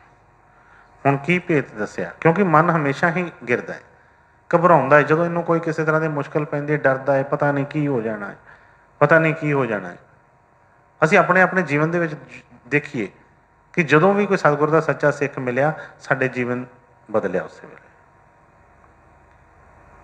ਬੜੇ ਸਤਸੰਗੀ ਆਉਂਦੇ ਨੇ, ਕਈ ਵਾਰੀ ਉਹ ਸੰਗਤ ਕਰਦੇ ਕਰਦੇ ਮਨ ਦੇ ਆਪਣੀਆਂ ਕਈ ਵਿਚਾਰਾਂ ਕਰਕੇ ਕਈ ਚੀਜ਼ਾਂ ਨੂੰ ਲੈ ਕੇ ਤੇ ਸਤਿਗੁਰਾਂ ਦੀ ਸੰਗਤ ਛੱਡ ਦਿੰਦੇ ਨੇ। ਫਿਰ ਦੁਖੀ ਹੁੰਦੇ ਨੇ, ਬੜੇ ਦੁਖੀ ਹੁੰਦੇ ਨੇ, ਬੜੇ ਦੁਖੀ ਹੁੰਦੇ ਨੇ, ਕਈ ਠੋਕਰਾਂ ਖਾਂਦੇ ਨੇ, ਕਈ ਕੁਛ ਹੁੰਦਾ ਹੈ। ਤੇ ਫਿਰ ਸਤਿਗੁਰਾਂ ਦੀ ਦਇਆ ਕਿਰਪਾ ਦੇ ਨਾਲ, ਕੋਈ ਜਿਸ ਤਰ੍ਹਾਂ ਪਹਿਲਾਂ ਕਿਹਾ ਕਿ ਸਖੀ ਸਹੇਲੀ ਸਭ ਜੋੜਾਈ, ਕਿ ਕੋਈ ਨਾ ਕੋਈ ਐਸਾ ਸਖੀ ਸਹੇਲੀ, ਕੋਈ ਜਿਹੜਾ ਆਪਣੇ ਸਤਸੰਗੀ ਭੈਣ ਭਰਾ ਕੋਈ ਮਿਲਦੇ ਨੇ, ਉਹ ਆਣ ਕੇ ਕਹਿੰਦੇ ਨੇ ਬਈ, ਉਹ ਕਹਿੰਦਾ ਦੱਸਦਾ, ਕਹਿੰਦਾ ਮੈਂ ਤਾਂ ਬੜਾ ਦੁਖੀ, ਮੈਂ ਤਾਂ ਬੜਾ ਦੁਖੀ। ਉਹਨੂੰ ਕੀ ਕਹਿੰਦੇ ਆ ਕਿ ਬਈ ਚੱਲ ਫਿਰ ਉੱਥੇ ਚੱਲ, ਇਹ ਦਾਗ ਕਿਹਨੇ ਲਾਉਣੇ ਨੇ, ਇਹ ਜਿੰਨੇ ਵੀ ਤੇਰੇ ਬਿਮਾਰੀ ਦਾਗ ਜੋ ਵੀ ਹੈਗੇ ਨੇ, ਉਹਦਾ ਡਾਕਟਰ ਇੱਕੋ ਹੀ ਹੈ। ਉਹਨੇ ਕਿਹਾ ਕਿ ਰਾਧਾ ਸੁਆਮੀ ਧੁਬੀਆ ਭਾਰੀ ਪ੍ਰਗਟੇ ਆਏ ਜਹਾਨ। ਕਹਿੰਦੇ ਕਿ ਉਹਨਾਂ ਨੇ, ਜਿਸ ਤਰ੍ਹਾਂ ਸਤਿਗੁਰਾਂ ਨੇ ਬਚਨ ਸਵਾਮੀ ਜੀ ਨੇ ਵੀ ਬੇਨਤੀ ਪੜ੍ਹਦੇ ਨਾ ਕਿ ਰਾਧਾ ਸੁਆਮੀ ਧਰਾ ਨਰ ਰੂਪ ਜਗਤ ਮੇ ਗੁਰੂ ਹੋਏ ਜੀਵ ਚਿਤਾਏ। ਉਹ ਸਤਿਗੁਰ ਹੀ ਦਇਆ ਕਰਕੇ ਕਿਰਪਾ ਕਰਕੇ ਸਾਨੂੰ ਕੱਢਣ ਵਾਸਤੇ ਇੱਥੇ ਆਉਂਦੇ ਨੇ। ਜਿਹਨੂੰ ਉਹਨਾਂ ਦੇ ਵਿਸ਼ਵਾਸ ਆ ਗਿਆ, ਭਰੋਸਾ ਆ ਗਿਆ, ਕਿਉਂਕਿ ਉਹਨਾਂ ਕਿਹਾ ਕਿ ਰਾਧਾ ਸੁਆਮੀ ਧੁਬੀਆ ਭਾਰੀ, ਕਿ ਉਹਨਾਂ ਤੋਂ ਵੱਡਾ ਕੋਈ ਧੋਬੀ ਨਹੀਂ ਹੈਗਾ, ਉਹਨਾਂ ਤੋਂ ਵੱਡੇ ਕੋਈ ਐਸਾ ਨਹੀਂ ਹੈਗਾ ਕਿ ਜਿਹੜਾ ਸਾਡੇ ਦਾਗ ਲਾ ਦੇਗਾ। ਉਹਨੇ ਕਿਹਾ ਕਿ ਰਾਧਾ ਸੁਆਮੀ ਧੁਬੀਆ ਭਾਰੀ ਪ੍ਰਗਟੇ ਆਏ ਜਹਾਨ, ਕਿ ਉਹ ਜਹਾਨ ਦੇ ਵਿੱਚ ਪ੍ਰਗਟ ਹੋਏ ਤੇ ਬਈ ਹੁਣ ਉਹਨਾਂ ਦਾ ਵਚਨ ਮੰਨ ਲਈਏ, ਹੁਣ ਆਪਣੇ ਦਾਗ ਜਿਹੜੇ ਧਵਾ ਲਈਏ, ਹੁਣ ਜਿਹੜਾ ਆ ਇਹ ਜਿਹੜੀ ਚੁਨਰੀ ਸੀ ਜਿਹੜੀ ਮੈਲਾ ਨਾਲ ਭਰੀ ਆ, ਇਹਨੂੰ ਚਿੱਟੀ ਕਰਵਾ ਲਈਏ। ਕਿਉਂਕਿ ਜਦੋਂ ਤੱਕ ਇਹ ਚੀਜ਼ ਆਤਮਾ ਜਿਹੜੀ ਆ ਨਹੀਂ ਉਹ ਭਾਰ ਲੱਤੇ, ਇਹ ਆਪਣੇ ਘਰ ਨਹੀਂ ਪਹੁੰਚ ਸਕਦੇ। ਤੇ ਸਤਿਗੁਰ ਦਇਆ ਕਿਰਪਾ ਕਰਨ। ਕਿਉਂਕਿ ਇੱਕ ਤਾਂ ਮੈਂ ਬੇਨਤੀ ਕਰਦਾ ਹੁੰਦਾ ਕਿ ਜਿਸ ਤਰ੍ਹਾਂ ਅਸੀਂ ਕਲਾਸ ਦੇ ਵਿੱਚ ਬੈਠਦੇ ਹਾਂ, ਤੇ ਜਦੋਂ ਇੱਕ ਆਪਣੇ ਘਰਾਂ ਦੇ ਵਿੱਚ ਸੋਚ ਕੇ ਦੇਖੀਏ ਕਿ ਜਦੋਂ ਬੱਚੇ ਸਾਡੇ ਸਾਰਿਆਂ ਦੇ ਪੜ੍ਹਦੇ ਨੇ ਸਕੂਲਾਂ ਦੇ ਵਿੱਚ, ਤੇ ਬੱਚਾ ਛੁੱਟੀ ਕਰਦਾ ਨਾ, ਤੇ ਅਸੀਂ ਕਈ ਵਾਰੀ ਕਹਿੰਦੇ ਹਾਂ ਕਿ ਤੇਰਾ ਸਿਲੇਬਸ ਪਿੱਛੇ ਪੈ ਜਾਣਾ। ਪਤਾ ਹੁੰਦਾ ਕਿ ਉਹ ਨਾਲ ਨਹੀਂ ਰਲਦਾ ਹੈਗਾ ਸਿਲੇਬਸ। ਇਸੇ ਤਰ੍ਹਾਂ ਹੀ ਸਤਿਗੁਰਾਂ ਦੇ ਬਚਨ ਠੀਕ ਹੈ, ਉਹਨਾਂ ਦਾ ਹਰ ਇੱਕ ਬਚਨ ਹੀ ਆਪਣੇ ਆਪ 'ਚ ਪੂਰਾ ਹੈ, ਕੋਈ ਛੋਟਾ ਨਹੀਂ ਹੈਗਾ। ਪਰ ਫਿਰ ਵੀ ਕੋਸ਼ਿਸ਼ ਕਰਿਆ ਕਰੀਏ ਕਿ ਸਤਿਗੁਰਾਂ ਦੇ ਸਤਸੰਗ ਉਹਨਾਂ ਨੂੰ ਕਹਿਣਾ ਕਿ ਬਈ ਸਤਸੰਗ ਦੀ ਬਹੁਤ ਵੱਡੀ ਮਹਿਮਾ ਹੈ। ਵਿਹਲੇ ਬੈਠੇ ਹੋਰ ਕਈ ਕੋਈ ਕੰਮ ਕਰਦੇ ਆ, ਕਈ ਕੁਛ ਕਰਦੇ। ਮੈਂ ਕਈ ਵਾਰੀ ਬੱਚੇ ਕਹਿੰਦੇ ਆ, ਮੈਂ ਉਹਨਾਂ ਨੂੰ ਦੱਸਦਾ ਹੁੰਦਾ ਕਿ ਬੇਟੇ ਤੁਸੀਂ ਆਪਣਾ ਟਾਈਮ ਦੇਖੋ, ਕਿ ਤੁਸੀਂ ਅੱਜ ਕੱਲ੍ਹ ਤੇ ਦੇਖੀਏ ਮੋਬਾਇਲ ਹਰ ਇੱਕ ਦੇ ਹੱਥ ਦੇ ਵਿੱਚ। ਇੱਕ ਪਾਸੇ ਸੋਚੀਏ ਤੇ ਬੜੀ ਵੱਡੀ ਇੱਕ ਕਮੀ ਹੈ, ਲਾਂਝ ਵੀ ਹੈ, ਤੇ ਇੱਕ ਬੰਨੇ ਸੋਚੀਏ ਤੇ ਇਹ ਬੜੀ ਵੱਡੀ ਦਇਆ ਵੀ ਹੈ। ਮੈਂ ਕਈ ਵਾਰੀ ਦੱਸਿਆ ਕਿ ਜਿਸ ਤਰ੍ਹਾਂ ਅਸੀਂ ਕਹਿ ਦਿੰਦੇ ਹਾਂ ਜਿਹੜੀਆਂ ਸਾਈਟਾਂ ਨੇ, ਜਿਸ ਤਰ੍ਹਾਂ ਹੁਣ ਗੂਗਲ ਹੈ, ਹੁਣ ਉਹਦੇ ਵਿੱਚ ਸਭ ਕੁਛ ਹੈਗਾ। ਇਹ ਹੁਣ ਸਾਡੀ ਚਾਹੁਣ ਦੀ ਹੈ ਨਾ ਕਿ ਅਸੀਂ ਵਿੱਚੋਂ ਕੀ ਕੱਢਣਾ ਹੋਵੇ, ਅਸੀਂ ਗਲਤ ਕੋਈ ਚੀਜ਼ ਕੱਢਣੀ ਹੈ ਜਾਂ ਅਸੀਂ ਸਹੀ ਚੀਜ਼ ਕੱਢਣੀ ਵਿੱਚੋਂ। ਉਹਦੇ ਉੱਤੇ ਹਰ ਚੀਜ਼ ਦੀ ਰੈਸਪੀਆਂ ਵੀ ਹੈਗੀਆਂ, ਸਭ ਕੁਛ, ਡਰੈਸਾਂ ਵੀ ਹੈਗੀਆਂ, ਮਤਲਬ ਮਠਿਆਈਆਂ ਬਣਾਉਣੀਆਂ ਵੀ ਦੱਸੀਆਂ, ਹਥਿਆਰ ਬਣਾਉਣੇ ਵੀ ਦੱਸੇ, ਸਭ ਕੁਝ ਦੱਸਿਆ। ਤੂੰ ਜੋ ਮਰਜ਼ੀ ਬਣਾ ਲਾ ਤੇ ਜੋ ਮਰਜ਼ੀ ਕਰ, ਉਹਦੇ ਚੁਣਨਾ ਤੇ ਅਸੀਂ ਆਪ ਆ ਨਾ। ਸਾਨੂੰ ਇਹ ਛੁੱਟੀ ਮਿਲੀ ਹੈ, ਕਰਮ ਕਰਨ ਦੀ ਸਾਨੂੰ ਆਜ਼ਾਦੀ ਮਿਲੀ ਹੈ। ਇਸੇ ਤਰ੍ਹਾਂ ਹੀ ਅਸੀਂ ਵੀ ਇਹ ਚੀਜ਼ ਨੂੰ ਦੇਖਣਾ ਹੈ ਕਿ ਅਸੀਂ ਇਹ ਜਿਹੜਾ ਆਪਣਾ ਟਾਈਮ ਹੈ ਕਿਸ ਤਰ੍ਹਾਂ ਲੰਘਾਉਣਾ ਹੈ। ਕਈ ਵਾਰੀ ਬੱਚੇ ਕਰਦੇ ਨੇ, ਅੱਜ ਕੱਲ੍ਹ ਵੈਸੇ ਬੜਾ ਕੁਛ ਆ ਗਿਆ ਹੈ। ਕਈ ਜਦੋਂ ਬੱਚੇ ਫਿਰ ਪੁੱਛਦੇ, ਮੈਂ ਉਹਨੂੰ ਦੱਸਦਾ ਵੀ ਹਾਂ ਕਿ ਹਾਂ ਬਈ ਇਹ ਸੋਸ਼ਲ ਮੀਡੀਆ 'ਤੇ ਕਈ ਵਾਰੀ ਜਦੋਂ ਬੈਠਦੇ ਆ ਤੇ ਪਤਾ ਹੀ ਨਹੀਂ ਲੱਗਦਾ ਕਿੱਥੇ ਕਿੱਥੇ ਕਿੰਨਾ ਟਾਈਮ ਨਿਕਲ ਜਾਂਦਾ ਹੈ। ਪਰ ਜਿਹਨੂੰ ਆਪਣੀ ਹੋਸ਼ ਆ ਜਾਂਦੀ, ਕਈ ਵਾਰੀ ਬੱਚਿਆਂ ਨੂੰ ਪਿੱਛੇ ਕਿਸੇ ਨੇ ਦੱਸਿਆ ਕਿ ਕੋਈ ਐਪ ਲੌਕ ਆਉਂਦਾ ਹੈ ਕੋਈ, ਤੇ ਉਹਨਾਂ ਨੇ ਐਪਲੀਕੇਸ਼ਨ ਹੀ ਕੋਈ ਇਸ ਤਰ੍ਹਾਂ ਲੌਕ ਲਗਾਏ, ਕਿਉਂਕਿ ਕਹਿੰਦੇ ਬੜਾ ਟਾਈਮ ਵੇਸਟ ਹੁੰਦਾ ਸੀ। ਕਹਿੰਦੇ ਗੁਰਮਤਿ ਦੇ ਬਚਨ ਸੁਣੀ ਦੇ, ਹਰ ਵਾਰੀ ਕਹੀਦਾ ਕਿ ਨਹੀਂ ਲੈ ਜੀ 4 ਘੰਟੇ ਆਹੋ ਕਰ ਲਿਆ, ਚੱਲ ਅੱਧਾ ਘੰਟਾ ਸਤਸੰਗ ਹੀ ਸੁਣ ਲੈਂਦੇ। ਕਹਿੰਦੇ ਪਰ ਨਹੀਂ, ਗੱਲ ਨਹੀਂ ਬਣਦੀ। ਉਹਨਾਂ ਨੇ ਐਪ ਲੌਕ ਉਹ ਜਿਹੜਾ ਕੋਈ ਲਗਾ ਦਿੱਤਾ, ਕਹਿੰਦੇ ਕਿ ਹਰ ਚੀਜ਼ 'ਤੇ ਲਾ ਦਿੱਤਾ, ਯੂਟਿਊਬ 'ਤੇ, ਫੇਸਬੁੱਕ 'ਤੇ, ਹਰ ਚੀਜ਼ ਦੇ ਉੱਤੇ। ਕਹਿੰਦੇ ਕਿ ਜਿੰਨਾ ਟਾਈਮ ਰੱਖਿਆ ਉਹਨਾਂ ਨੇ ਕਿ 15 ਮਿੰਟ ਅੱਧਾ ਘੰਟਾ, ਉਸ ਤੋਂ ਬਾਅਦ ਉਹ ਲੌਕ ਹੋ ਜਾਂਦੀ। ਉਸ ਦਿਨ 'ਚ ਨਹੀਂ ਉਹ ਖੁੱਲਣੀ, ਫਿਰ ਅਗਲੇ ਦਿਨ ਹੀ 24 ਘੰਟੇ ਬਾਅਦ ਖੁੱਲ੍ਹਦੀ ਹੈ, ਲੌਕ ਖੁੱਲ੍ਹਦਾ। ਠੀਕ ਹੈ ਨਾ। ਅਤੇ ਇਸ ਲਈ ਆਪਣਾ ਵੀ ਅਸੀਂ ਥੋੜ੍ਹਾ ਜਿਹਾ ਰੂਟੀਨ ਬਣਾਈਏ ਜ਼ਰੂਰ। ਇਕੱਲਾ ਇੱਥੇ ਨਹੀਂ, ਚਲੋ ਸਤਿਗੁਰਾਂ ਦਰਬਾਰ 'ਚ ਆਉਂਦੇ ਕਿਤੇ, ਉਹ ਤਾਂ ਹੈਗਾ ਹੀ ਆ। ਘਰਾਂ ਦੇ ਵਿੱਚ ਬੈਠੇ ਵੀ ਥੋੜ੍ਹਾ ਟਾਈਮ ਜ਼ਰੂਰ ਕੱਢਿਆ ਕਰੀਏ। ਉਹ ਲੜੀ ਜਿਹੜੀ ਹੈ, ਲੜੀਵਾਰ ਥੋੜ੍ਹਾ ਜਿਹੜਾ ਚੱਲਦੇ ਜਾਈਏ, ਥੋੜ੍ਹਾ ਪੜ੍ਹਦੇ ਜਾਈਏ, ਸੁਣਦੇ ਜਾਈਏ, ਅਸਰ ਹੁੰਦਾ ਜਦੋਂ ਅਸੀਂ ਵਿੱਚ। ਕਿਉਂਕਿ ਮਨ ਜਿਹੜਾ ਹੈ ਨਾ, ਜਿਸ ਤਰ੍ਹਾਂ ਬਾਹਰ ਸਰੀਰ ਗੰਦਾ ਹੁੰਦਾ ਹੈ, ਰੋਜ਼ ਅਸੀਂ ਨਹਾਉਂਦੇ ਹਾਂ, ਬਰੱਸ਼ ਕਰਦੇ ਹਾਂ, ਅੱਜ ਬਰੱਸ਼ ਕੀਤਾ ਕੱਲ੍ਹ ਕਰਨ ਦੀ ਕੀ ਲੋੜ ਹੈ। ਕੋਈ ਗੰਦਮੰਦ ਥੋੜ੍ਹਾ ਖਾਧਾ, ਚੰਗੀਆਂ ਚੀਜ਼ਾਂ ਹੀ ਖਾਧੀਆਂ। ਕੁਛ ਚੰਗੀਆਂ ਚੀਜ਼ਾਂ ਖਾ ਕੇ ਵੀ ਕੋਈ ਨਾ ਕੋਈ ਫਿਰ ਵੀ ਬਰੱਸ਼ ਜਿਹੜਾ ਕਰਨਾ ਪੈਂਦਾ ਆ। ਫਿਰ ਵੀ ਅਸੀਂ ਕਹਿੰਦੇ ਹਾਂ ਕਿ ਨਹੀਂ, ਪਸੀਨਾ ਆ ਗਿਆ, ਨਹਾਉਣਾ ਹੀ ਪੈਣਾ ਆ। ਪਸੀਨਾ ਕਿਤੇ ਬਾਹਰੋਂ ਥੋੜ੍ਹਾ ਆਇਆ, ਅੰਦਰੋਂ ਹੀ ਨਿਕਲਿਆ ਆਪਣੇ। ਤੇ ਕੀ ਕਹਿੰਦਾ ਸੀ ਉਹ पर पता है कि भी नहीं गल है कि ना होना पैना।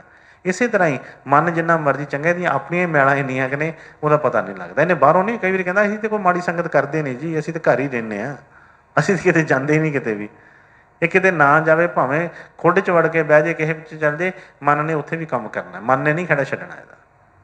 ਇਸ ਲਈ ਉਹਨੂੰ ਵੀ ਥੋੜ੍ਹਾ ਬਹੁਤਾ ਕਰਨ ਵਾਸਤੇ ਗੁਰੂ ਮਹਾਰਾਜ ਦੇ ਕੋਈ ਬਚਨ ਜਿਹੜੇ ਆ ਉਹ ਬਾਣੀ ਦੇ ਸਤਿਗੁਰਾਂ ਦੇ ਮਿਲਦੇ ਰਹਿਣ, ਤਾਂ ਵੀ ਇਹਦੀ ਸਫਾਈ ਹੁੰਦੀ ਰਹਿੰਦੀ, ਇਹਨੂੰ ਥੋੜ੍ਹੀ ਜਾਗ ਆਏ, ਪਤਾ ਲੱਗਦਾ ਰਹਿੰਦਾ ਹੈ, ਹਲਕਾ ਰਹਿੰਦਾ ਹੈ ਮਨ।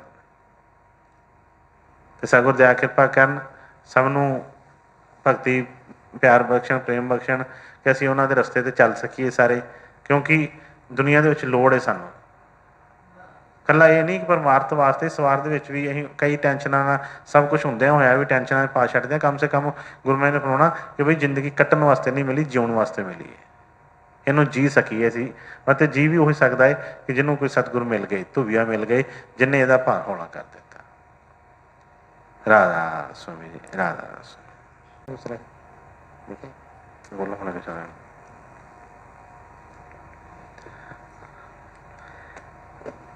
ਹੋਰ ਵੀ ਕਈ ਵਾਰੀ ਅਸੀਂ ਕਈ ਚੀਜ਼ਾਂ ਬੋਲਦੇ ਹਾਂ, ਕਰਦੇ ਹਾਂ। ਮੈਂ ਕਈ ਵਾਰੀ ਕਹਿੰਦਾ ਹੁੰਦਾ ਕਿ ਘਰ ਵਿੱਚ ਜੋ ਗੁਰੂ ਮਹਾਰਾਜ ਨੇ ਸਾਨੂੰ ਬਚਨ ਲਗਾਏ, ਮੰਗਲਾ ਚਰਨ ਬੇਨਤੀ, ਕੋਈ ਸ਼ਬਦ, ਕਿਸੇ ਤਰ੍ਹਾਂ ਦਾ ਵੀ ਇੰਟਰਸਟ। ਕਈ ਬੱਚੇ ਇਸ ਤਰ੍ਹਾਂ ਦੇ ਨੇ, ਉਹ ਕਹਿੰਦੇ ਗੁਰੂ ਮਹਾਰਾਜ ਜੀ ਸਤਸੰਗ ਬੜਾ ਲੰਮਾ ਹੁੰਦਾ ਹੈ, ਉਹ ਕਈ ਵਾਰੀ ਥੋੜ੍ਹਾ ਜਿਹਾ ਅੱਧਾ ਸੁਣਿਆ ਜਾਂਦਾ ਹੈ, ਕਿਸੇ ਵੇਲੇ ਨਹੀਂ ਸੁਣਿਆ ਜਾਂਦਾ।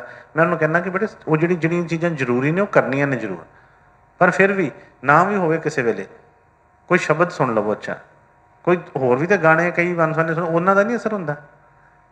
ਕਈ ਬੱਚੇ ਦੇਖੇ ਨੇ ਅੱਜ ਕੱਲ੍ਹ ਗਾਣੇ ਆਉਂਦੇ ਨੇ, ਆ ਜੀ ਚੁੱਕ ਲਓ ਰਫਲਾਂ, ਚੁੱਕ ਲਓ ਆ ਜਿਹੜੀਆਂ ਕੁਹਾੜੀਆਂ, ਕਈ ਕੁਛ, ਅਤੇ ਉਹ ਬੱਚੇ ਵੀ ਐਂ ਜੀ ਭਾਵੇਂ ਨਕਲੀ ਫੜ ਫੜ ਕੇ ਆ ਕੇ, ਛੋਟੇ ਛੋਟੇ ਬੱਚਿਆਂ ਨੂੰ ਪੁੱਛੋ ਕੀ ਪਸੰਦ ਹੈ, ਗਨ ਲੈ ਦਿਓ ਮੈਨੂੰ, ਗਨ ਬੜੀ ਪਸੰਦ ਹੈ। ਕੁਹਾੜੀਆਂ ਉਹੋ ਜਿਹੀਆਂ ਚੀਜ਼ਾਂ ਪਸੰਦ ਹੈ। ਮਤਲਬ ਅਸਰ ਹਰ ਚੀਜ਼ ਦਾ ਹੁੰਦਾ ਹੈ। ਜਿਹੜੀਆਂ ਚੀਜ਼ਾਂ ਅਸੀਂ ਸੁਣਦੇ ਹਾਂ, ਜਿਹੜੀਆਂ ਚੀਜ਼ਾਂ ਅਸੀਂ ਕਰਦੇ ਹਾਂ, ਉਹਨਾਂ ਦਾ ਅਸਰ ਜ਼ਰੂਰ ਹੁੰਦਾ ਹੈ। ਇਸੇ ਕਰਕੇ ਕੁਛ ਨਾ ਕੁਛ ਘਰਾਂ ਦੇ ਵਿੱਚ, ਚਲੋ ਜਿਸ ਤਰ੍ਹਾਂ ਦਾ ਟਾਈਮ, ਗੱਡੀ ਦੇ ਵਿੱਚ ਜਾ ਰਹੇ ਹਾਂ ਅਤੇ ਉੱਦਾਂ ਵੀ ਤਾਂ ਲੱਗੇ ਗਾਣੇ, ਕੋਈ ਸ਼ਬਦ ਕੋਈ ਲਗਾ ਲਿਆ, ਕੋਈ ਬਚਨ ਸੁਣੀਏ, ਕੋਈ ਕੁਛ ਨਾ ਕੁਛ ਕਰਦੇ ਹਾਂ, ਬਈ ਚੜ੍ਹੇਗਾ, ਰੰਗ ਚੜ੍ਹਦਾ ਹੌਲੀ ਹੌਲੀ। ਹਾਂਜੀ ਬੇਟੇ। ਸਤਿਗੁਰੂ ਪੀਆ ਮੋਰੀ, ਰੰਗ ਦੋ ਚੁਨਰੀਆ। ਸਤਿਗੁਰੂ ਪੀਆ ਮੋਰੀ, ਰੰਗ ਦੋ ਚੁਨਰੀਆ। ਸਤਿਗੁਰੂ ਪੀਆ ਮੋਰੀ, ਰੰਗ ਦੋ ਚੁਨਰੀਆ। ਸਤਿਗੁਰੂ ਪੀਆ ਮੋਰੀ, ਰੰਗ ਦੋ ਚੁਨਰੀਆ। ਇੱਕ ਬੋਲੀ ਸਾਰੇ ਬੋਲੋ ਜੀ, ਚਲੋ ਬੋਲੋ। ਸਤਿਗੁਰੂ ਪੀਆ ਮੋਰੀ, ਰੰਗ ਦੋ ਚੁਨਰੀਆ। ਸਤਿਗੁਰੂ ਪੀਆ ਮੋਰੀ, ਰੰਗ ਦੋ ਚੁਨਰੀਆ। ऐसी रंग दो के रंग नहीं छूटे। ऐसी रंग दो के रंग नहीं छूटे। दो बिया दोए चाहे सारी उमरिया। दो बिया दोए चाहे सारी उमरिया। सतगुरु पिया मोरी, रंग दो चुनरिया। सतगुरु पिया मोरी, रंग दो चुनरिया। लाल ना रंगाऊं मैं, हरी ना रंगाऊं।